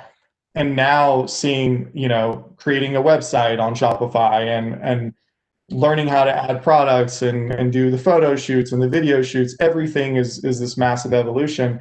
And now we've since scaled that. We are some of our largest partners with Equinox and Peloton, and we have our own retail stores. And so we've built this truly omni-channel brand, but it has taken us several years of really focusing on direct to consumer and building those relationships. Something early on that we built internally was a Slack channel dedicated to all of our customer reviews. And so every single employee at Roan gets notified every time that there's a customer review. To this day, that's exactly how it is. I want to make sure that everyone regardless of your role, if you're in accounting, it doesn't matter. I want you to see all of the reviews from our customers and our product. We are a product-driven company. We will live and die by our product and our customer experience, right? And so that's something early on, that those key learnings as far as how are people receiving the product, what type of questions are they asking, it just helped us, figure out what are our product extensions and what areas that we felt like we could grow the business. And that to me is a key differentiator in the beginning that helped us propel ourselves to get into these channels, to have partnerships with Peloton and Nordstrom and others like them. So hopefully there's some nuggets in there for people that are listening, depending on what stage of your company's at. For sure. So I'm going to touch on the Peloton and the partnerships things real quick. I think we can go in a lot of different directions, but Sure. the previous session, I think I noticed a Peloton in the background as you're a company and you're growing. What's that? As I noticed that as well. Yeah. So I'm a Peloton fan. I'm not going to lie. So, partnerships are huge, especially as you're a company and you're a young company growing. Like, how do you go about building those partnerships? Maybe, you can take this wherever you want to go, but like the initial reach out, if you're a smaller company, how do you get on the radar? How do you build that out? Just any tips on that? That's something that I think could be valuable. This is going to sound really like cliche, but ultimately I think if you nail your branding, you nail your customer experience, and you nail your product, you're going to be successful, right? Like, those are the three things that are within your control that you have to be able to invest in, and they are the lifeblood of your business. And so if you can control those and get success breeds success. And what I mean by that is, as you deliver it to the marketplace and as customers love your product and they tell other people about it, and then it gets into the hands of the right people, and you get noticed, and you get on the radar of individuals. And so for us with Peloton, they saw our growth, and they really connected with the ethos of our brand and as far as what we were trying to do. And so we were connected to them through introductions on the product side, and then introductions on partners and investors who had taken a stake in the company. So again, like, if you don't nail the brand and the product, those things don't happen over time. And so I think, to the extent that you can do that, yes, you need a strong sales team and outreach, but at the end of the day, like, you have to start to have growth within your market, and you're going to get noticed. And as long as you stand behind your product and you're a reputable partner as far as building those relationships, I think they absolutely happen. Equinox Gyms is another massive partner of ours. They've been severely impacted by COVID, but the same thing. Like, as people got a hold of the product, they saw what we were doing, they saw what we stood for, and they saw how we treated other individuals. Like, the word spreads organically. And so I think it's just really important to just be a good business person, regardless of that, and have phenomenal product, and those dominoes will come at the right times. Awesome. So is it safe to say this? So this is what I'm kind of picking up from you, is like, if you're authentic, if you're building a good brand, yeah, obviously you want to work with the Pelotons and the Equinoxes and these other companies. You want partnerships, but they're looking for good people to partner with. So if you have that, they generally want to work with you. Is that kind of a safe way to say there's like a reciprocal relationship there? Absolutely. So let me give you an example. When I go through my marketing budget and I am looking at systems, platforms to invest in, growth channels, I'm not going out and conducting demos, right? I'm going to other CMOs, other growth marketers, and saying, here's what I'm seeing in the market. Let's chat about this. And a lot of the platforms and things come through referrals, right? Because there's that trust that I know this individual, I trust what they're doing, I trust their brand and what they've been able to do. And then those are the types of, decisions that are the influences that lead me to the decisions as far as where I make investments. And keep in mind if I'm Peloton or any of the brands that you want to partner with, they always have someone who's looking, to be in charge of growth and to head up the business development side. And when you think about their core KPIs as far as how they're measured in their role, one of it's absolutely growth. And so they're trying to be effective at their job, and they want to align with other brands that are going to help them. And so I think if you understand, the decision maker and what they, what's going to help influence their decision, you just know that most of it's going to be through referrals. It's going to go through relationships. And if you don't have those direct relationships, it's really important to be introduced from individuals who do.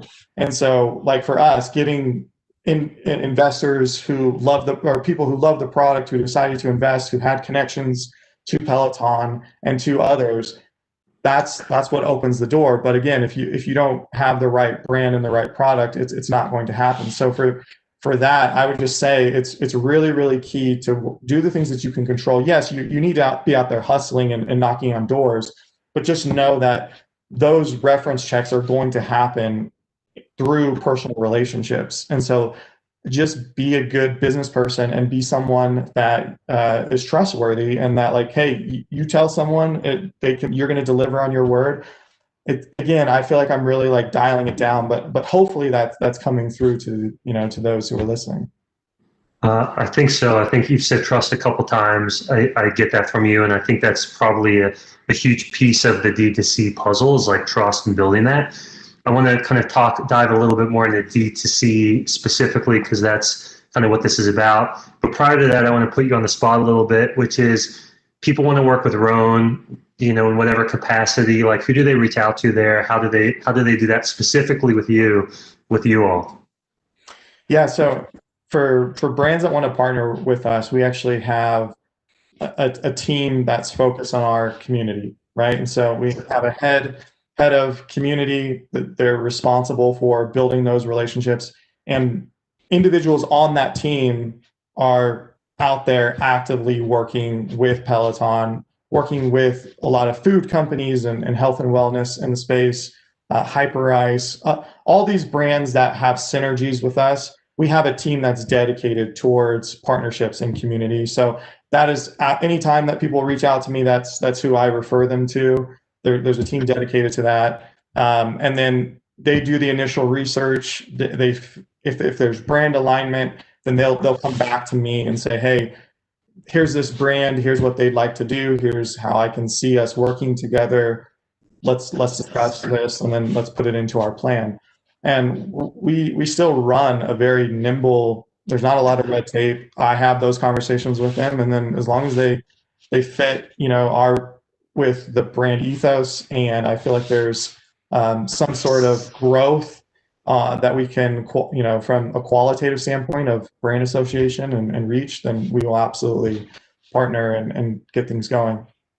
So, and what was the other question, Joe? We're going to transition to D2C, Okay. but I wanted to like connect those dots of like, here you are, you're a CMO of this awesome company, and there's a lot of people that are probably trying to work with you or work with companies similar to you. And it's just, just some pro tips, some like, down to earth, like how to go about doing that. So I feel like you touched on that a lot. And so reach out to Adam, reach out to Roan if you want to work with them. A great resource here. Let's kind of dive into the D2C a little bit more. How do you think of D2C? Like, how would you define that? It's fascinating, because I think many years ago, direct to consumer was, hey, we're going to cut out the middleman, right? Which is, we're going to cut out the high markup on retail, and we're going to come directly to you, And that's going to be the business model. That's going to be like the core difference where people are going to be like, yes, we'll go to your website and we'll create this relationship. And, that has since evolved. That's very much a misnomer now. Whereas to me, direct to consumer is really about creating a unique relationship with your customer base that you never could have done before just through traditional retail. I very much believe in the omni-channel approach. Depending on your industry, there's just going to be certain ways and growth levers that happen when you're an omni-channel brand. And you're going to strategically have to make those decisions as far as wholesale or partnerships there. And is that right for you? And building your own retail experience, however that looks like. Yes, there's been this transformation from retail. Many will say that we were overly populated in the retail space. I still believe, and we have really strong results with our own retail stores, that there's definitely a place for retail in the future. It's just going to look very differently. But for us, we've built an omni-channel brand where we can look at all of these different channels and how they're interacting. What is the lifetime value of these customers? And we know it's much higher when they're cross-pollinated between all of the different touch points. So I think really, if there's several brands that do direct to consumer really well, but ultimately it's about creating that unique relationship and driving efficiencies through loyalty programs and things like that. But again, like just creating a website and saying that we're direct to consumer, like this is us, we're going to sell this product, you can quickly become a commodity unless you're building a brand and truly listening to feedback. And again, that's the beauty. Whereas if I'm actively getting your reviews on the product and I can action those insights and to develop my product to help meet those, well, then I'm going to win in the marketplace. But if I don't, and then I will get disrupted from other people who do a better job at listening to their customers. So listening seems like D2C is a lot about listening and that direct relationship, and you can have that. Retail is an important component of that. You said you have retail stores, correct? That's correct. Yeah. When did those? Just curious. When did those retail stores? When in the life cycle of this D2C brand that you've been building? When did the retail stores happen? And this is a little bit different. D2C, but not directly specifically e-commerce, but like what precipitated that? So for us, I would say we were very conservative about building the retail experience, because as we were continuing to grow on our direct channel in 2016, we started experimenting with pop-ups around New York City.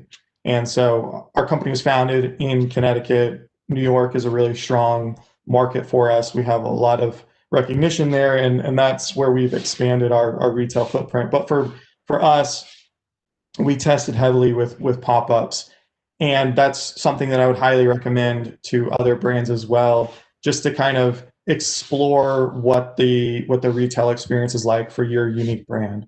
And for us, we didn't want to take on heavy, long-term leases and heavy build-outs. We wanted to just test and be able to refine this experience. We actually developed like a traveling pop-up that we could take to several cities and kind of do test markets in. And that was really important for us to get those key learnings before we did make investments in this space. So a lot of testing happened in 2016. And then in 2017 is kind of where we began the retail experience in a New York location. Had success there, kind of refined the model, and then started replicating that in other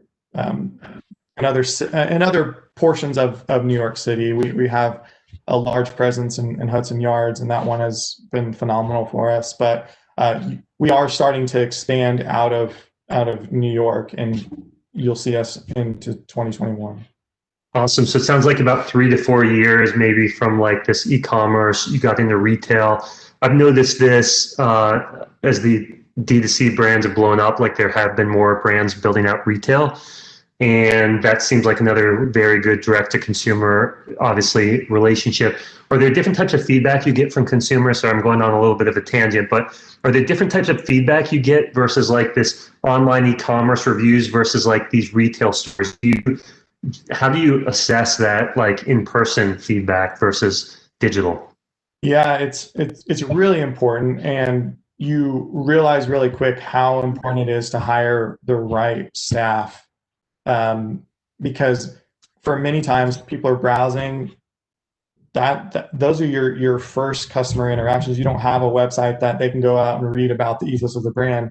Those individuals who are in your store is the front line of the brand. They represent from the way that they interact with their customers to what they're wearing to the store setup. So that's a really key learning, and it's a high investment point.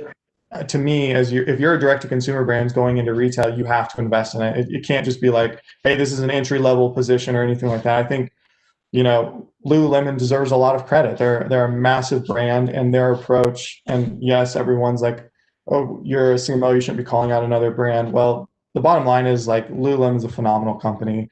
You can read their books on their retail experience, and they transform that. And so, and it has paid massive dividends for them as far as the retail employees who become corporate employees and things like that. So they deserve a lot of credit for that and how they treat their retail employees. And very much that's our mentality as well, that these hires should be people who could work in any capacity at our company.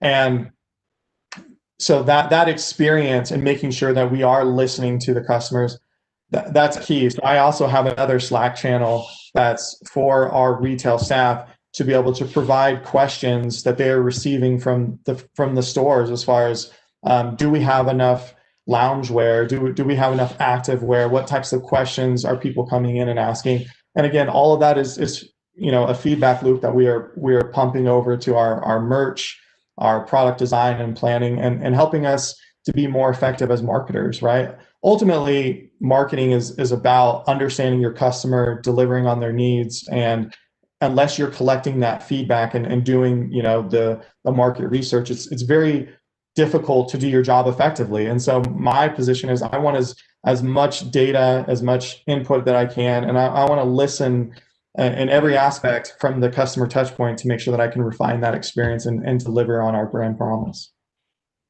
Yeah, that makes a lot of sense. I'm hearing that, like, obviously there's like the communication from your customers, but there's also an internal comms component, right? Which is kind of what you've been talking about a number of times with Slack channels and other forums, which is how do you circulate that information internally? And I'm taking that as a takeaway is like, how do you improve that internal communication? Because that's how you do that feedback cycle that you then return those results back to the customer. So that's a personal note, is just getting the information from the customer to the company isn't enough, but you also have to get it within the company.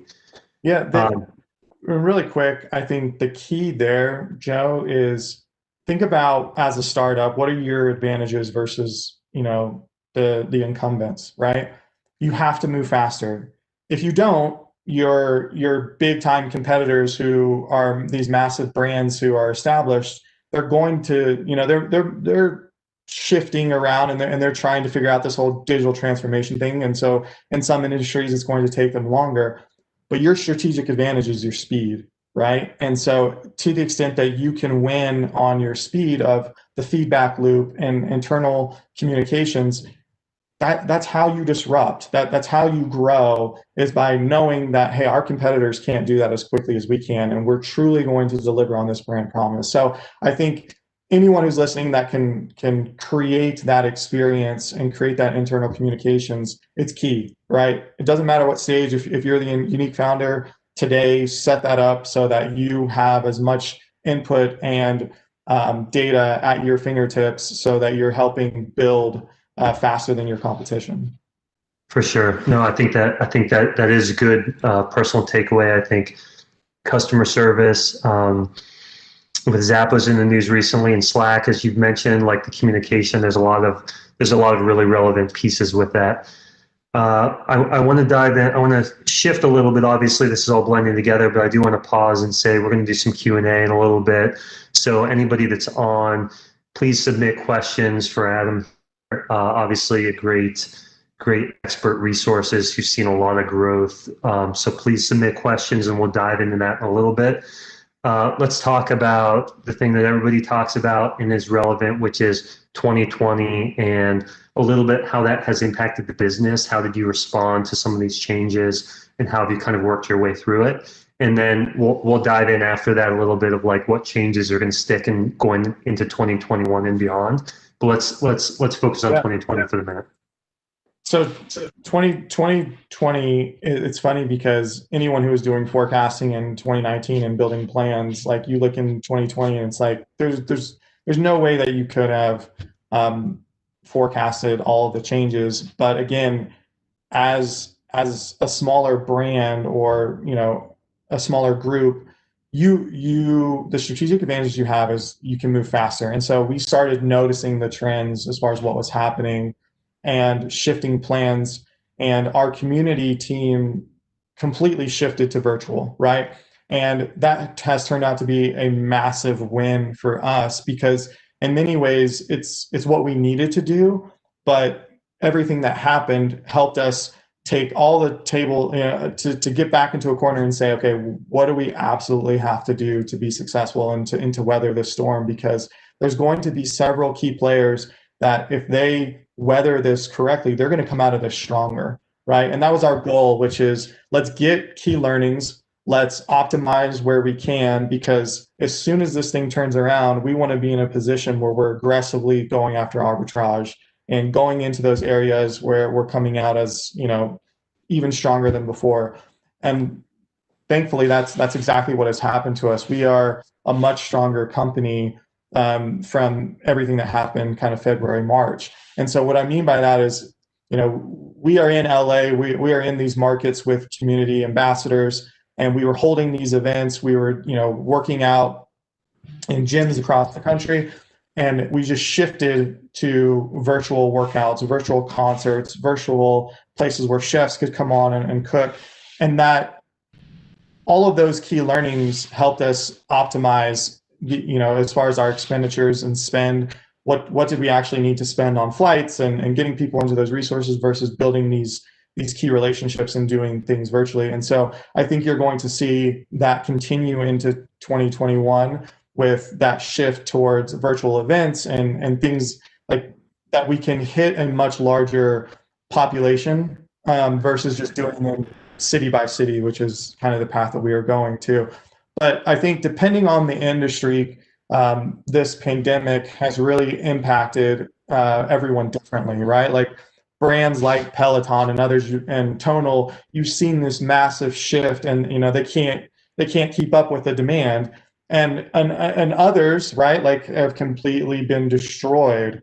And so that for us early in March, what we did is we got together with 140 brands, and we created this coalition called Brands for Better. And all we wanted to do was, we knew that a lot of these direct-to-consumer brands were in trouble, and that a lot of them could not even afford to give discounts. And so we banded together and came up with a way that people could shop all these different sites and have unique experiences on them, and then we're able to donate a lot of money to charities because, to the frontline workers and others. And we just knew it was going to be a challenging time for a lot of brands and apparel and things, because guess what? In a pandemic, it's survival mode, right? But that customers do remember, right? And as you're building a brand and building goodwill with people, that's why it's so important, Joe, to build a brand, because if you're just selling product and you don't stand for anything, then people, you're going to get disruptive. But when you band together and you help others, customers will remember that in 5 years of like, yes, like it was a tough time, but this is what this brand did for me, and I'm going to remain loyal to them. And at the end of the day, the way that the economic engine for all of our brands works is is that lifetime value of a customer? What is your customer acquisition cost? All of those key metrics is how we build and grow our businesses. And so if you're not improving that lifetime value, like it's quite myopic, and you're going to be stuck in just like endless spending to get growth. And so it was a moment for us to just come together, take a step back, and say, what's good for the industry? What can we do to help? Knowing that, yes, like a lot of our forecasts are going to have to be adjusted. So, I mean, building the brand makes a ton of sense, right? Like that's the authenticity piece, that's the culture piece. When, you know, things hit the fan, right? Like you don't have to scramble on exactly what to do if you like, you know who you are. I mean, that's a pro tip for everybody. So I know we're kind of winding down. So build a brand. What are a couple other things? I know we touched on this a little bit, but as we're winding down, like 2021, like what are some other things that you as a company think will stick, that you've learned and you're going to continue to do? Yeah, I think definitely you're going to see us increase our velocity of content that we are producing, not only from ambassadors and other influencers, but we're going to be a lot more nimble when it comes to travel and things like that. But we are going to be heavily investing in content and testing and working with, fitness trainers, influencers, and a lot of those through virtual means. So that will continue to be a high investment point for us in that testing. And I would assume for many brands going into 2021. Awesome. So more content, is that safe to say? I mean, content's, arguably king. Putting out more content, is that one piece that you're going to continue to lean into? Absolutely. So as far as like videos, photography, the storytelling that we're going to be doing, the interviews, the documentaries that we're going to be doing, all of that content, just the velocity at which we were releasing it, we're going to get that out faster and make a heavy investment into that to make sure that we are connecting. Because the bottom line is 2021 is still it has a lot of unknowns, right? As far as it's not like we're just going to massively bounce back and then everyone on their marketing teams is just going to be like, oh, okay, now let's go back to how we were spending in 2019. There's going to be some sort of evolution between 2020 and 2021. And we're taking all of those key learnings from 2020 and just methodically, making sure that we are being as nimble as we possibly can going into 2021. But I'm incredibly optimistic based on what I'm seeing and the learnings that we have. Okay, that makes sense. Yeah, more content, more testing, faster iteration. Whether you're a small company or probably a large company, especially with uncertainty, the more iterations and repetitions, the quicker you can learn and get feedback, as well as internal communications. Lauren's on here. She's about to kick us off here in a sec. I have one question about influencers. This has come up a little bit. Influencer has evolved over the last few years. How do you scale your influencer programs? How do you think about influencers? Do you have any thoughts going forward of how that's going to evolve? I think it's an extension of your brand. So I would be very cautious with the relationship. I think many brands have taken the approach of like, let's just get it to as many people as we possibly can. And let's just grow that way. I think you can do that. I think it's a short-term boost, but long-term, I think just analyze it like you would other channels as far as the return on like micro influencers versus these large, massive influencers. Look at the cost breakdown analysis and what type of return you're going to get. I think that's really important. I'm a firm believer in the micro approach and knowing that these individuals need to be vetted so that they are truly authentic to what you stand for as a brand. And I still think that it's massively scalable. I think there's a lot of individuals who you can find that love your brand. And even if they're influencing a handful of people, you're going to get a much better return on just going after the big celebrities that everyone, is trying to target. You will see us into 2021 working with some larger names. So we will have some announcements with that soon, but just stay tuned there. But for the most part, the majority of the budget should go more on the micro side. That's a good lead behind as well. Micro side, influencers are here to stay. I'm just going to touch on a couple things that I took away, which is build a brand. You got to be focused on the brand, content, fast iteration, and then internal communication and feedback. Those are some things that I will take away. And Adam, I mean, huge thanks for coming on and just jamming on this with us. Really appreciate your time. Thank you, Joe. And thank you to everyone here. And again, feel free to connect with me and reach out with any questions. Appreciate it. Awesome. Thanks, Adam. Yeah, Bye. hope to be back next year. And Joe, always good to have you on our stage. We'll see you guys soon. All right. So I'm Lauren Kenya. I'm joining you guys to take over the second half of emceeing of the rest of the program. So special thanks to Isabel for holding it down the first half. So let's move on to the next session. We have Sean Pate joining us. Sean is the Brand Communication Officer at Zenni, and his moderator for today's conversation will be Kristen Ford, who is the VP of Creative at New Engine. Welcome, guys. Hi. Hey, Lauren. Thanks for Hello. having us.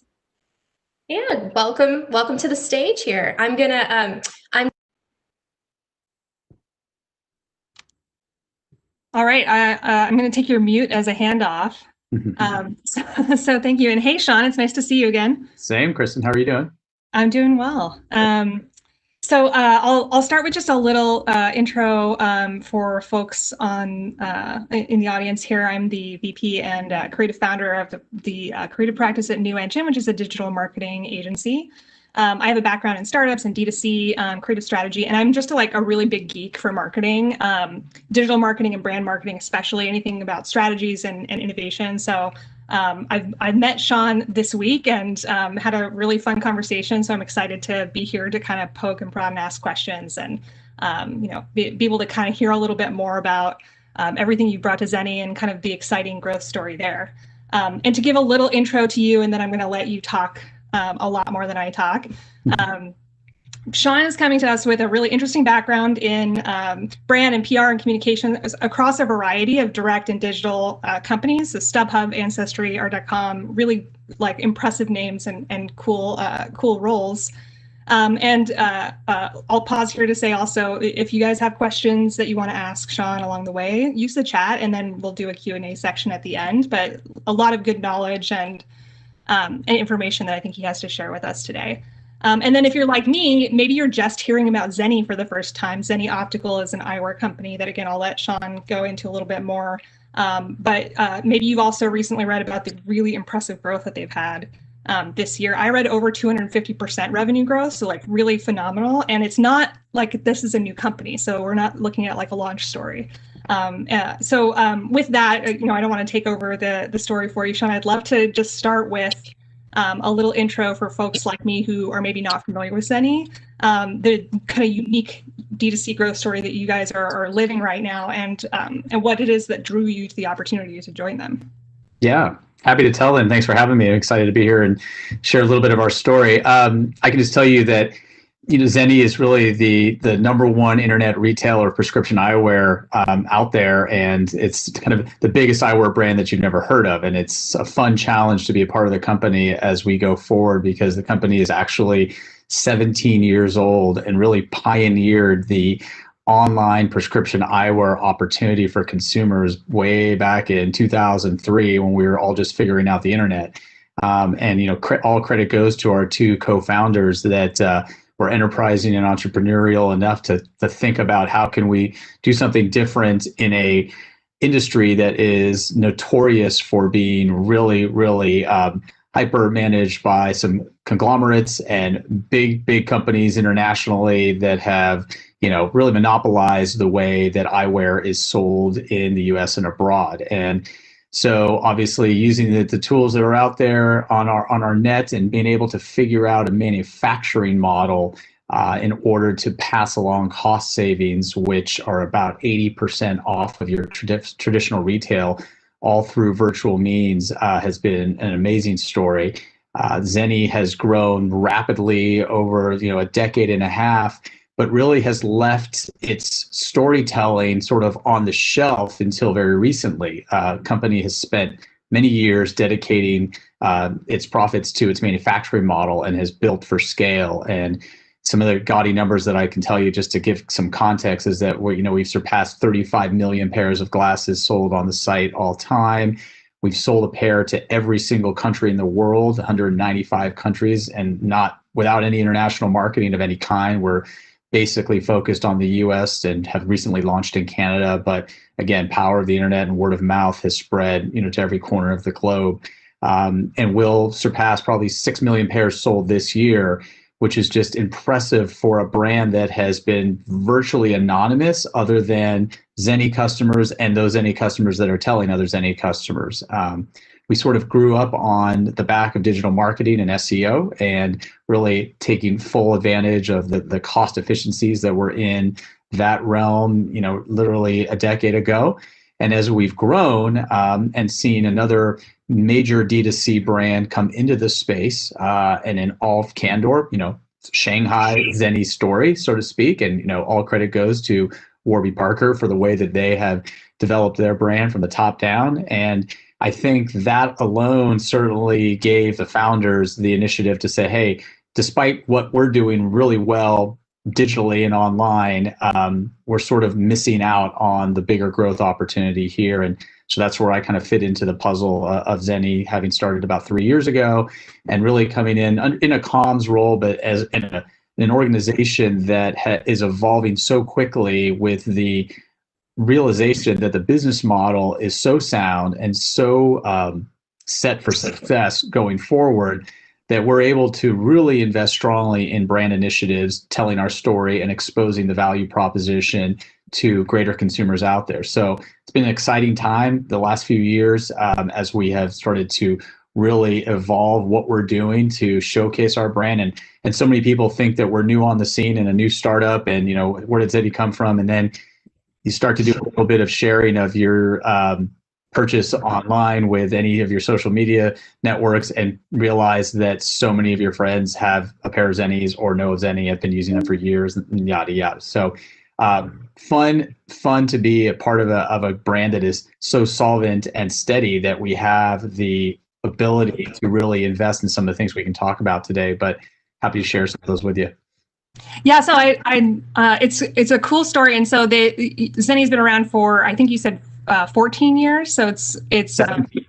17 years. Yeah, well, really impressive. The growth story as of this year has been so distinct from kind of the path to get there. And I'd love to talk a little bit about some of the specific initiatives that you've brought and what kind of impact those have had. Namely, the thing that stands out to me when I look at Zenni and the partnerships in the sports space. So we talked a little bit about the Bulls. You've also got Rashida Jones. You're getting into esports. So I'd love to hear a little bit about the evolution. I mean, first the decision and the innovation of let's go after these big partnerships. How you made that decision to go after that space that might not be the obvious choice, and what kind of impact that's had. Yeah, and as mentioned, Zenni has for so many years sort of really sat on its hands waiting for brand moments. We had dabbled in television. Certainly we were strong on social media and certainly digital and very performance-based advertising, but really had not spoken and told our story to the masses. And when I came into the company, and really just was anointed as you are a primary driver of story and getting the word out about Zenni in a non-performance way. And that's how my role evolved from comms into brand marketing and kind of all of the above. Right now, partnerships, there was no partnerships team when we started. And so one of the things that I feel strongly about with some of my background at previous companies, StubHub One, specifically just in the sports marketing opportunity that we recognized. And we did 2 years ago partner with the Chicago Bulls in a very prominent way to be their jersey patch sponsor. So our brand is sitting on the Chicago Bulls jersey right next to the Nike swoosh. And that's an initiative that the NBA started a few years ago to get brand partners some visibility on the most prominent asset that each team has in their jersey. And of course, Chicago Bulls are one of the most iconic franchises in the NBA and have visibility for their jersey, whether you're a basketball fan or not. It's just one of those fashion statements that people tend to wear to show off, whatever style, whether, they're rooting for the Bulls or otherwise. But that said, that one in truth was, serendipitous. We weren't scoping out to be a jersey patch sponsor, so to speak. I mean, it was definitely well and above the investment level that we were looking at. But once I examined the opportunity and that was introduced to us as an opportunity, Zenny had been looking for, a major, power move, so to speak, in the industry, and to really give ourselves a announcement of we are here, we're legitimate, and we are, going to be making moves. And so in doing so, and in partnering with the Bulls, and again, as a national brand, no real specific local interest in Chicago other than it being a top 5 market, but one that particular franchise has so many tens of millions of fans and followers in every corner of the country and internationally, that if you're getting into a sports marketing world, we're trying to talk to as much of a mass audience as possible. And people continually ask, what's your demographic? What's your target audience? What's your target customer? And I can tell you who our most active customer is. It's a 33-year-old millennial that is, buying 2.3 pairs of glasses and, comes back, every 6 months. But it cascades from that point very gradually all the way down to someone who's 18 to someone that's 80. So it's really hard to isolate on an area. And when you're looking at different ways to market to consumers in this era, I felt sports marketing was one that touched a lot of publics and a lot of audiences and has a lot of crossover through different demographics. And establishing an ongoing relationship with a franchise where you can continue to message year after year what your brand values are, what you stand for, and obviously have the ambassadors that we do from the team, and really have that level of prominence. I think that gave us, an announcement to not only the business community, but the eyewear community that this is a company that has been quietly really doing some serious business and is looking to do bigger things in the future. Yeah, it says a lot about your ability to take a step that's that big as a company and be able to support that type of exposure, and also the audience thinking there that's like, hey, this is a national audience with a ton of following, and as an eyewear company, you have that opportunity to have just like a ton of kind of like market penetration because everybody wears glasses, right? So there isn't really like a specific subset that you need to go with, or like a niche market that you necessarily need to kind of target. Along those lines, the Rashida Jones partnership was interesting too, because I immediately recognize her as just kind of this lovable figure, and in some ways just like beautifully uncontroversial in terms of her audience reach, right? So kind of like unrelated to the sports partnerships, but interesting in terms of having that as a spokesperson. Yeah, and Rashida's been fantastic because we were searching for a face of our new ad campaign and went through a bunch of A-lister type of names that would get the visibility and the credibility for Zenny, but also fit into sort of how we represent ourselves. We want to be high fashion but attainable and affordable eyewear for everyone, and somebody that would appeal to the masses. Rashida is such an interesting personality. She's got a face that I think so many people recognize, but hard to pinpoint even from a name, like who may that be? But she is just a beautiful model for us in all of our eyewear. We did some fantastic creative that has been out in the market for about a year now, and she's featured on most of our out of home as well as our connected TV ads and certainly all over digital. But she really had that warm and approachable feeling, and somebody that appeals to so many different publics, looks great in our glasses, and we've been so pleased to work with her. So that was another opportunity to get visible in as sort of a character and a personality that is, widely at least recognizable, if not for her, what she starred in most recently, but certainly just that face, because she's been, all over TV and movies for, better part of 2 decades now. Yeah, and as a creative person, when you talk about being able to like leverage the photography and all of the material that you kind of get from these partnerships, I think about the just like opportunity to increase the breadth of creative and the way that you can explore that through performance marketing. You and I had an interesting conversation about kind of the balance of and partnership of performance marketing and brand strategy, and creative being one of the things that connects that. I'd love to hear a little bit about how you've been able to see the impact of some of these initiatives in a way that is either measurable or more kind of anecdotal or observable. Yeah. I think a great example, I mean, historically performance marketing, of course, has driven the bus, keeps the lights on, and moves the needle for Zenny unquestionably. So we're in an enviable position that I can play and experiment and do some things that, other smaller companies with smaller budgets may not be able to do. I mean, we still are very much a startup in the way we are, staffed internally. We have 125 folks in our Northern California offices. But of course, the performance marketing has driven the revenue to such a level that we're able to, even consider things like partnering with the Chicago Bulls and some of our other deals. One of the interesting spaces that we've gotten into in the last couple of years is the esports space. And in terms of marrying, performance along with brand, I mean, we've actually made some great discoveries just on how that has been able to drive revenue in a sense of activating the influencer community, of course, that's so active within that space and so prominent to its users. Just to back up a bit, for those that aren't, familiar, esports obviously is one of the major entertainment options for, and millennials, Gen Z, and otherwise out there. And so many brands are partnering in that space just to promote themselves. We have an offering called Zenny Blocks, which are blue light blocking lenses, which I'm wearing now, that can be integrated into any one of our styles and at a very, very low price.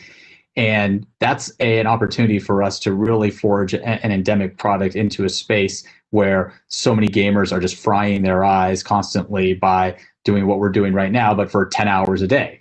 And, that's horrible for your eye health. And so the Zenny, the play with the eyewear in that category gives us, some synergy and ability to really have something tangible for those participants. And so we've been working with a great agency named DKC, Dan Cloris Communications, who has given us some fantastic guidance over the last year and a half on navigating the right moves to make in that space. So we've been building partnerships, team sponsorships, influence. We had a great field of marketing and event strategy and planning that was happening prior to COVID, and hopefully that will resume next year. The opportunity for us to convert with the content that is coming out of these teams and influencers. We just recently looked at Q3's performance, and we're talking 7-figure revenue driving, which is really gravy to the initiative as a whole, because we have, from the performance side of the house in Zenny, we know how to sell glasses and turn those. And what we don't know is what we're trying to do is introduce the offering and the value proposition and the story to as many people that are relevant as possible. But in esports, we found some great synergy between our social media teams, the brand offering, and then the content itself. And certainly the trend of the blue light blocking product that eyewear companies are really pushing at this time. So a lot of people are getting on board and buying these glasses and, finding great results. So really excited to see that, move the needle financially, but then also continue to tell our story in a space that is really white hot right now. Yeah, it's really interesting and exciting. And it makes me wonder, what came first? Was it this kind of product and then find the audience? Did you see that there was a drive and a need for this and created the product? And how did that line up with 2020? Because, I don't think anybody could have predicted how much we were all going to be shifting our mode to being this kind of work from home, screen focused lifestyle. Yeah. I mean, serendipity is always a great thing, right? And for 2020, it's been hellacious for some businesses and really advantageous for others. And so we've been speaking the same message about blue light protection and eye health for a number of years now. We branded the Blocks product about 3 years ago to obviously, protect your eye health. If you have perfect eye health, you should be protecting your eyes when you're on your digital devices, on our phones, and certainly even fluorescent lighting in offices is harmful to your eye health. And so that had story been getting told. We were sort of leading the charge there, and as we saw sort of the momentum get created and more education come out there, recognized the esports space as the most obvious place to market outside of the office worker that was the usual suspect of somebody that was really experiencing eye fatigue. So when we invested in that in 2018, that was clearly an opportunity. Now fast forward to 2020, when all forms of regular entertainment had been shut down for a period of time. People were gravitating towards the digital side. The gaming space was continuing to blow up. It had been prior.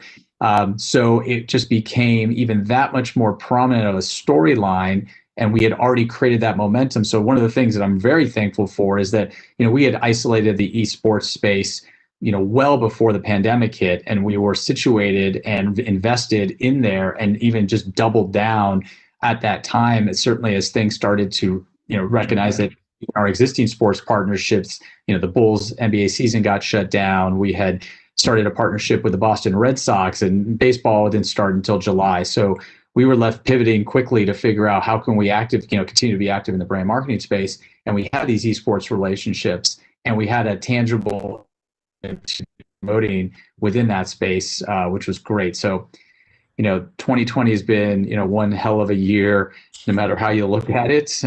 And, we're lucky to be in the position we are. An anecdote that I like to tell in terms of just the year in itself is that, we started this year with massive concerns about our production supply chain that comes out of China. And the pandemic hit there first, and we were shut down for, a couple of weeks, looking at potentially months and potentially having seriously detrimental effects to the business. And thankfully, things got shored up there quickly, and our production was able to catch up quickly.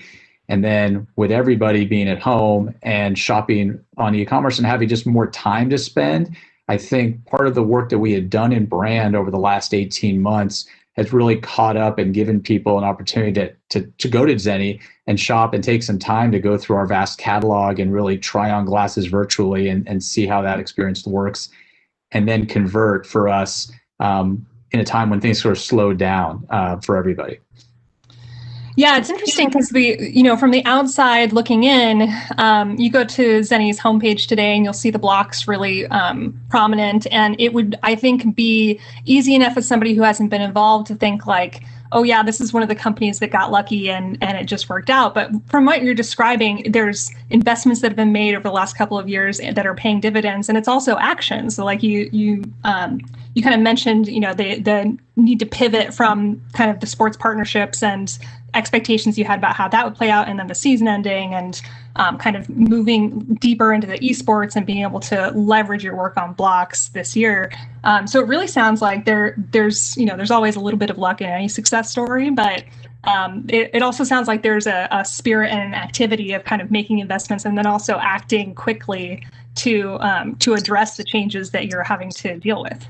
Yeah, most definitely. I mean, one of the beauties of Zenni being the size and scale it is, but also internally being very lean, is obviously being nimble. And that, I heard Adam previously speak to that. And we are, as high a functioning a startup as you can talk about for a 17-year-old company, but we really still act like that. So some of the things that we were able to do, pivot into and just realign some of our spends from the brand side were, just advantageous for us. I think, in truth, we were well situated. I'm thankful to be a company that is in this industry that certainly is an e-commerce and a D2C brand, but one that is serving up a highly medical necessity for most people that need glasses at a fraction of the cost.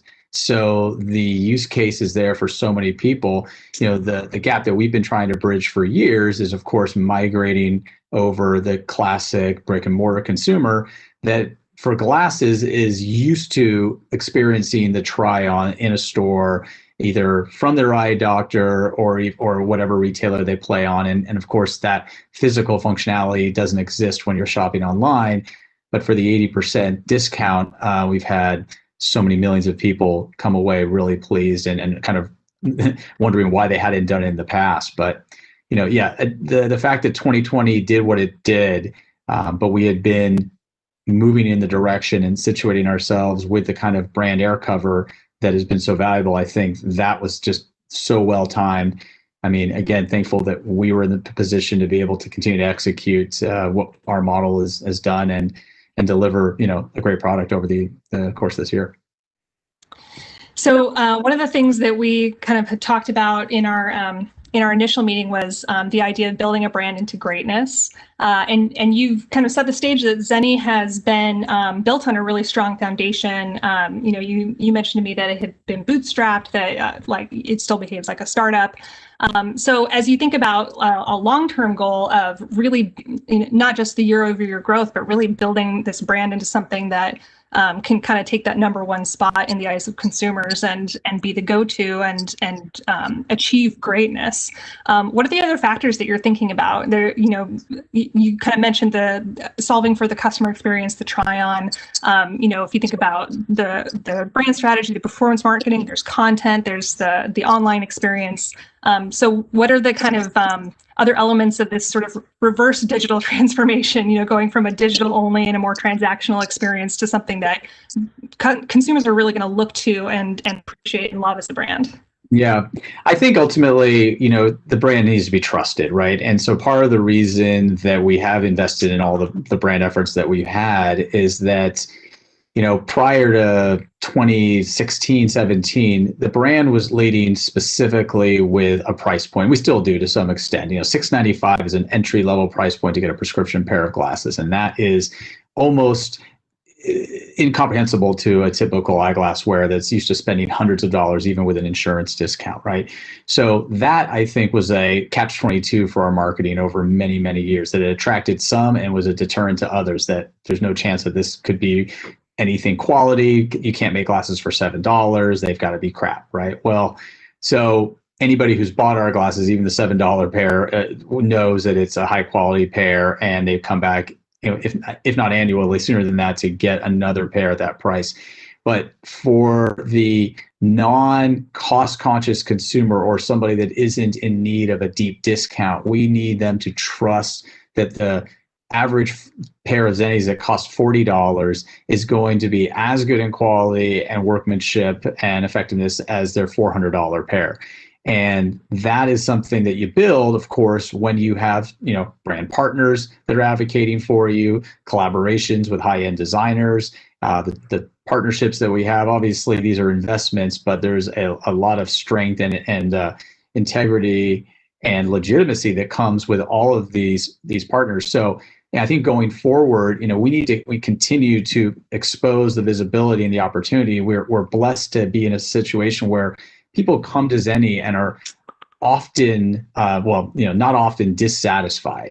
And that is a fantastic opportunity for us. And people will tell me constantly, how have I not heard of you guys before? And I'm like, well, we haven't been talking to you, frankly. And that's on us. So we're talking to as many people as we can now, with as wide a net as we can now. Of course, we still have modest budgets to play with. I think I heard you mention our growth. I should correct that. I think we're going to grow by 30% this year in revenue, which is still fantastic. But that is something for a 17-year-old company that is pretty impressive, but one that hasn't yet really scratched the surface, even in the eyewear industry. And so 35 million pairs all time is really impressive.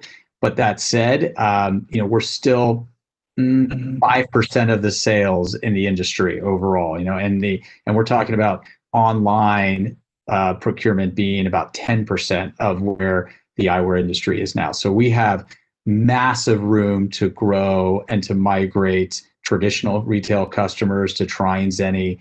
And when we see that kind of opportunity, even with some of the competitors in the marketplace that are sort of nipping at our heels, we just get really excited and want to keep going forward and look, and thankfully have invested in our core manufacturing model to be able to scale up to selling, 1 million pairs a month. I mean, we're probably at over 400,000 pairs this month being sold. So we're just continuing to grow and by volumes. And that's the one thing that keeps us all excited going to work every day.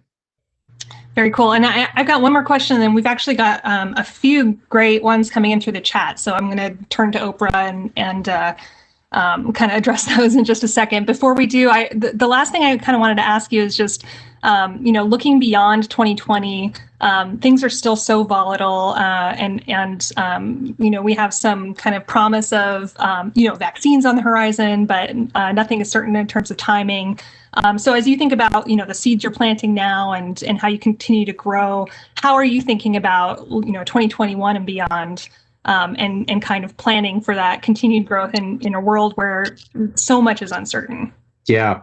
Well, I mean, I would say sounds very just basic, but we're anxious to get back out there, so to speak. One of the things that we had been investing a lot of money in was our field marketing and event marketing, and trying to, in smaller capacities, bring the product to the people and give people a way to try them on, walk away with them, ask questions, have as much of a retail environment as you can. We were, very active in music festivals for a couple of years, and we had done our pop-ups, and being able to get to places that the masses come to shop from a brand that they may have heard of once, but still want to have, this type of experience. And that is something that I think hopefully the back half of next year will be available to us when we're all vaccinated and feel like we're comfortable going out in masses and congregating again, because those were really ripe opportunities for us. But as we go into other capacities, it's extending our visibility in places that we're not, and making sure that we're talking to as many publics as we can regularly. And so we've got some great sports partnerships as well. We certainly want to migrate more into music and other forms of entertainment, so those consumers can hear about Zenni. So it's a green field in a lot of places for us, but it certainly can't do everything at once. And I think one of the things that we enjoy about the sports marketing is the ongoing relationships that we have with these teams. But there's just a lot to bite off, and certainly more and more opportunities are coming our way every day. And that's part of, I think, that the great byproduct of being so visible a brand is there's a lot of third parties that now want to work with us to help talk to their consumers. Excellent. Okay, I'm going to go ahead and change to, I wish I had like a mic and I could go, pass it around to different voices. I'm going to have to settle for reading from the chat, but thanks to folks who added questions. We've got some good ones here. Okay, so the first one, when it comes to communicating with your consumers, how do you think about brand purpose, and how does that impact your approach to marketing? And that's an interesting one, right? Because purpose-driven brands, it's a big hot topic with millennials and Gen Z. So yeah, that's a great question. Curious about that from you. Yep, no, it's a great question. It's certainly something we think about, and I think we've backed into it in some ways, maybe accidentally, because the mission of Zenni from the get-go is, and it's part of our tagline, is eyewear for everyone, right? And we really look at the way that we are offering eyeglasses at such a large discount that it's attainable and affordable to almost every population.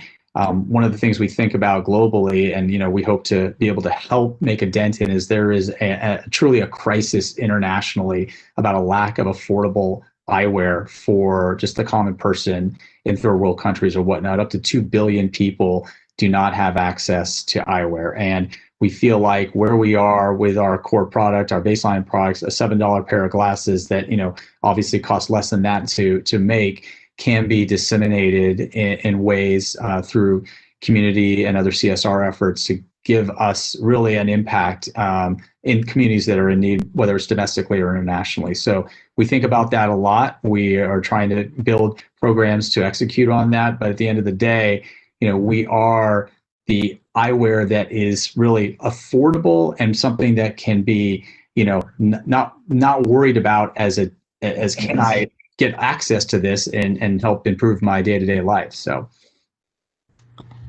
Great. Okay, next question. What can heritage brands learn from newer digital first brands when it comes to authentically marketing to Gen Z? That's a good one.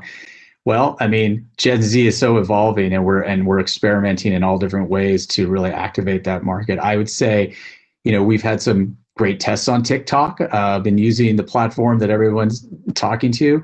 I think we're still evaluating what does the Gen Z customer look like for us right now, and where is that situated?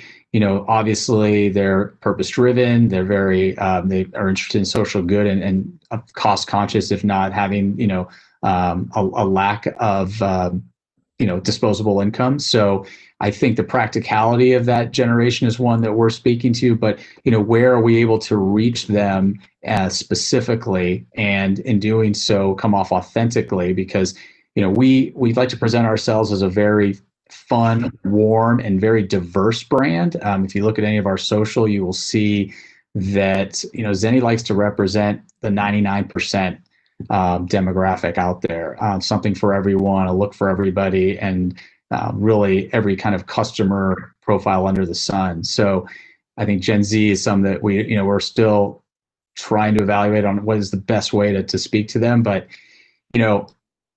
we are figuring that out just as much as a legacy brand might in fact. And I think we're at least having an advantage that we appear on the outside to be this young upstart company, which of course, we can support with a little bit of seniority from the production side. Do you think that there's an advantage you have in terms of your ability to kind of move quickly, or you mentioned testing in TikTok, that heritage brands might not have, given kind of your digital backbone? And I wonder if there's kind of a lesson there. My experience with like more kind of enterprise level companies is that there's just more voices and there's more process, and oftentimes that's the case. But maybe there's a little bit just about like how you go about the testing, or kind of what that looks like in practice. Yeah, no, absolutely. I mean, that's a story for every young startup too. And we're in this enviable position where we have the financial backing to be able to take some bets and make some bets without a lot of layers of different review, or running up the ladder to 10 different groups. So the TikTok experiment happened earlier this year, and it was one that was done from a rewards side of their business, where they were promoting us for, I think we gave a free pair of these Blocks glasses to 5,000 recipients. But the adoption and the redemption of that reward was so mass and so vast that we were just excited by the potential there. Because what's one thing that's relevant to, Zenni is a brand that you probably have not heard of otherwise, as much as we've been doing from the brand side. So that doesn't necessarily jump off the page like an offer from Chipotle might, but we were excited that people got that in a very condensed fashion, and were able to redeem that. And again, when you think of Gen Z, you think of TikTok, right? Yeah. I mean, I like the message there of experimenting with not just messaging, but channels and promotions, and like what are all the levers at your disposal to play with there. Okay, a couple more questions, and then I see a face popping up, so I think that's like the hook coming up on stage. Are podcasts a viable option for you in terms of advertising? They are, and we are definitely working and testing into podcasts, have in the past, and have, I think, done a little bit more diligence here this year. As I think most of marketers will know, podcasts are fantastic for the endorsements of the hosts give, that are very much maybe a smaller isolated audience, but one that is usually very devoted to the host of their program. And so the conversion of that type of advertising is usually a lot better than any over-the-air type of marketing. So we've had some success on that. My colleague's been managing that side of the house, so I don't have the data to share for, but I know we've been doing some good things. And certainly, we need third parties to help tell the story more so. You see Rashida Jones in a pair of Zennies, and you may just think, oh, where's the Zenni store? I need to go see this. And really, it's the explanation of our offering that has helped when you get a live read on a podcast. And so that level of detail is usually valuable. Lauren, how are we doing on time? I've got a couple more questions on my list. I think, Chris, we can ask one more. Okay, let's see. Let's go with the influencer question. How are you able to scale your influencer programs? Yeah, very smartly, and certainly one that has been a work in progress right now. I think the esports category is one that we are super excited about. So we've been doing fashion, all types of different lifestyle influencers for a number of years now. From the micro, we've dabbled in some major influencers, depending on programmatically, or if we're using NFL stars like George Kittle. We just released a collection with him and his wife, and so they're going to be promoting us and their collection going forward. But the conversion mechanism of the influencer marketing is one that I think is proven to be well worth its investment. So, in terms of scaling, it's something that we continue to look at certain customer profiles that obviously would speak to demographics that are valuable to us, and then go that regard. But continue to build up on the influencer side of things pretty feverishly. Excellent. Well, thanks so much for chatting with me here in front of an audience, Sean. It was really fun and great to hear a little bit more about the Zenny story. Yeah, thanks for having me. Appreciate it, and hope everybody got something out of it. Yeah, thank you so much, guys, and we'll see you next time. All right. Okay, guys, so on to the next session. I'm excited for this one. We have a returner. Who Gives a Crap is back on stage. So we have Jenna Tannenbaum. She is the head of growth marketing at Who Gives a Crap. And her session will be led by Joe McKenney, the CEO of Burns Group. Welcome. Thank you. Hi, everybody. All right. I'm going to jump and I'll be back at the end of your session. Awesome. Great. Can you hear me, Jenna? Yes. Can you hear me? Okay. Joe? Yes, I can. Yes. Great. You. Hi. Hi. Nice to see you. My dog has decided to attend your session, sleeping right here. Nice. I'm very honored. Great. Well, thanks for joining and for sharing your brand story today. I'm, as you know, a huge fan of your brand and a longtime customer. So I'm pretty thrilled to have the chance to speak with you today. And 2020 has been a year of really major disruption and uncertainty, and relationships between consumers and brands are changing at really rapid paces. And a lot of categories have been on the losing side of that disruption, but a lucky few have experienced some growth. And lucky for you, both toilet paper and your brand have been on the winning side, experiencing growth and demand, I think I read, of over 1,000%. So today, let's talk about some of the ways your brand has been driving growth and using that growth for learning and for good. Okay? Yeah, I'm excited. Okay, so first off, I think it might make sense for you to give everyone the kind of 1-minute elevator pitch on the brand, so those who aren't as familiar with Who Gives a Crap can get a bit of background on the brand. Yeah, of course. So first of all, I'm Jenna. I'm the head of growth marketing at Who Gives a Crap. I've spent my whole career in direct-to-consumer subscription and food businesses. And so I've spent a lot of my time on the internet. And at Who Gives a Crap, so for those of you who aren't familiar, Who Gives a Crap sells good-looking, environmentally friendly toilet paper, paper towels, and tissues. And we donate 50% of our profits to help build toilets for those in need. Really, that's actually the main reason why Simon started the business. It was really to further the impact we were having on the planet and the people.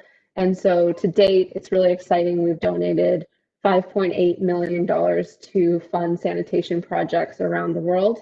And honestly, our long-term mission is to make sure that everyone on Earth has access to a toilet by 2050. And that's for real. Every meeting we start with that as our mission and remind the whole company of why we're in business. So it's a really fun company to work for. Yeah, and it's, I think, so great to be talking to someone who's working for a brand that is a brand that's growing in the market, but also a brand that really has such fantastic purpose at its core. It's kind of the win-win across the boards. And we're going to get into that part of it a little bit. So, let's talk a little bit about the DTC subscription model brand that you are. And given kind of the TP shortage earlier this year, being a subscriber of your brand, I'd say I had major benefits. My toilet paper came as scheduled, even though you were sold out, because I've been a long-term subscriber. And actually, I was able to hand out toilet paper to all my friends and neighbors because it was flowing rapidly to my house during a time that was really difficult for people. So my family says thank you for that. But can you help us understand how the perceived value of being a subscriber was changed by the pandemic? Because I find that really interesting about that value prop. Yes. So when you go to our website and you sign up for the subscription, the value prop is essentially never run out of toilet paper again. And so that was that's always been on the site. And I think this year it really has hit home for people. Something that, toilet paper is a commodity. You kind of take it for granted that you can always get it. And when you can't, you realize how much you need it. And that really drove home the value of, why you would want a reoccurring order from Who Gives a Crap. But I think all things considered, if you think about subscription in general and what happened, this year during COVID and just other events throughout the year in the United States, but globally as well, 2020 has really been chock full of uncertainty, and it's really hard. Like, all of our plans have probably changed. I'd be surprised if anyone didn't have to change a plan that they laid out. And it's funny, like, we're into December now. When you're thinking about your New Year's resolutions and what you want to do for the year, when you think about where you were last January, I'm sure you weren't thinking this is where we were going to be this December. And so I think this uncertainty paired with a subscription, there's something pretty comforting around a subscription, whether it's toilet paper or food delivery or coffee subscription or whatever it is. It's something that you can rely on that gets delivered to your house that you don't have to go out and get. And it's one less thing you have to check off your to-do list. And so I think both of those things combined really helped communicate the real value that we try to provide with a toilet paper subscription. Yeah, it's really interesting. And have you seen that kind of customer feedback and love coming back at you from folks who were subscribers prior to the pandemic? Yes, for sure. I mean, I think we can talk about this a little bit. We had to actually mark our store sold out during the pandemic, and we were really trying to think about how we could get the most amount of toilet paper, or the toilet paper, to the most amount of people, and make sure that the people that need it have it. And we really prioritize our subscribers because, I mean, that was our value prop, is to never run out of toilet paper again. And if we couldn't deliver on that, I think that would really hurt us, our relationship with our customer. And so we knew how much we needed to, have on stock for our subscribers. And I really think that went a long way for our subscribers and our loyalty, that we do really put our customers first and make sure that their needs are met. Yeah, really, really important. Thank you for that. So you mentioned uncertainty, and I do think if there was one word to describe this year and maybe next year, that is the word. And because of that uncertainty, a lot of categories, and yours as well, have been kind of in flux from a supply and demand standpoint, difficult to regulate. And a lot of that's based on big shifts in consumer behavior that perhaps will endure or won't endure. I mean, I don't think we really know yet across categories. So can you talk a little bit about the roller coaster you've been on as a DTC brand, and how you've managed around that roller coaster? Yeah, I mean, I think that a roller coaster is definitely an understatement, specifically in toilet paper industry, where historically it's a very consistent category. I don't know if we've ever gone, like, we would call it ply roll before, where I think the fashion brands are kind of used to this like feast or famine kind of vibe where everyone wants your product. And when you're in a commodities business and a toilet paper business, you can pretty regularly gauge your growth, and you really have control over your growth, depending on your marketing mix. And so this year has been pretty interesting. In March, our online sales were 30 or 40 times what we typically see in a typical day. At one point, we were selling 28 rolls of toilet paper per second. And if you kind of think about that in a grocery store setting and what that would look like, it was mayhem.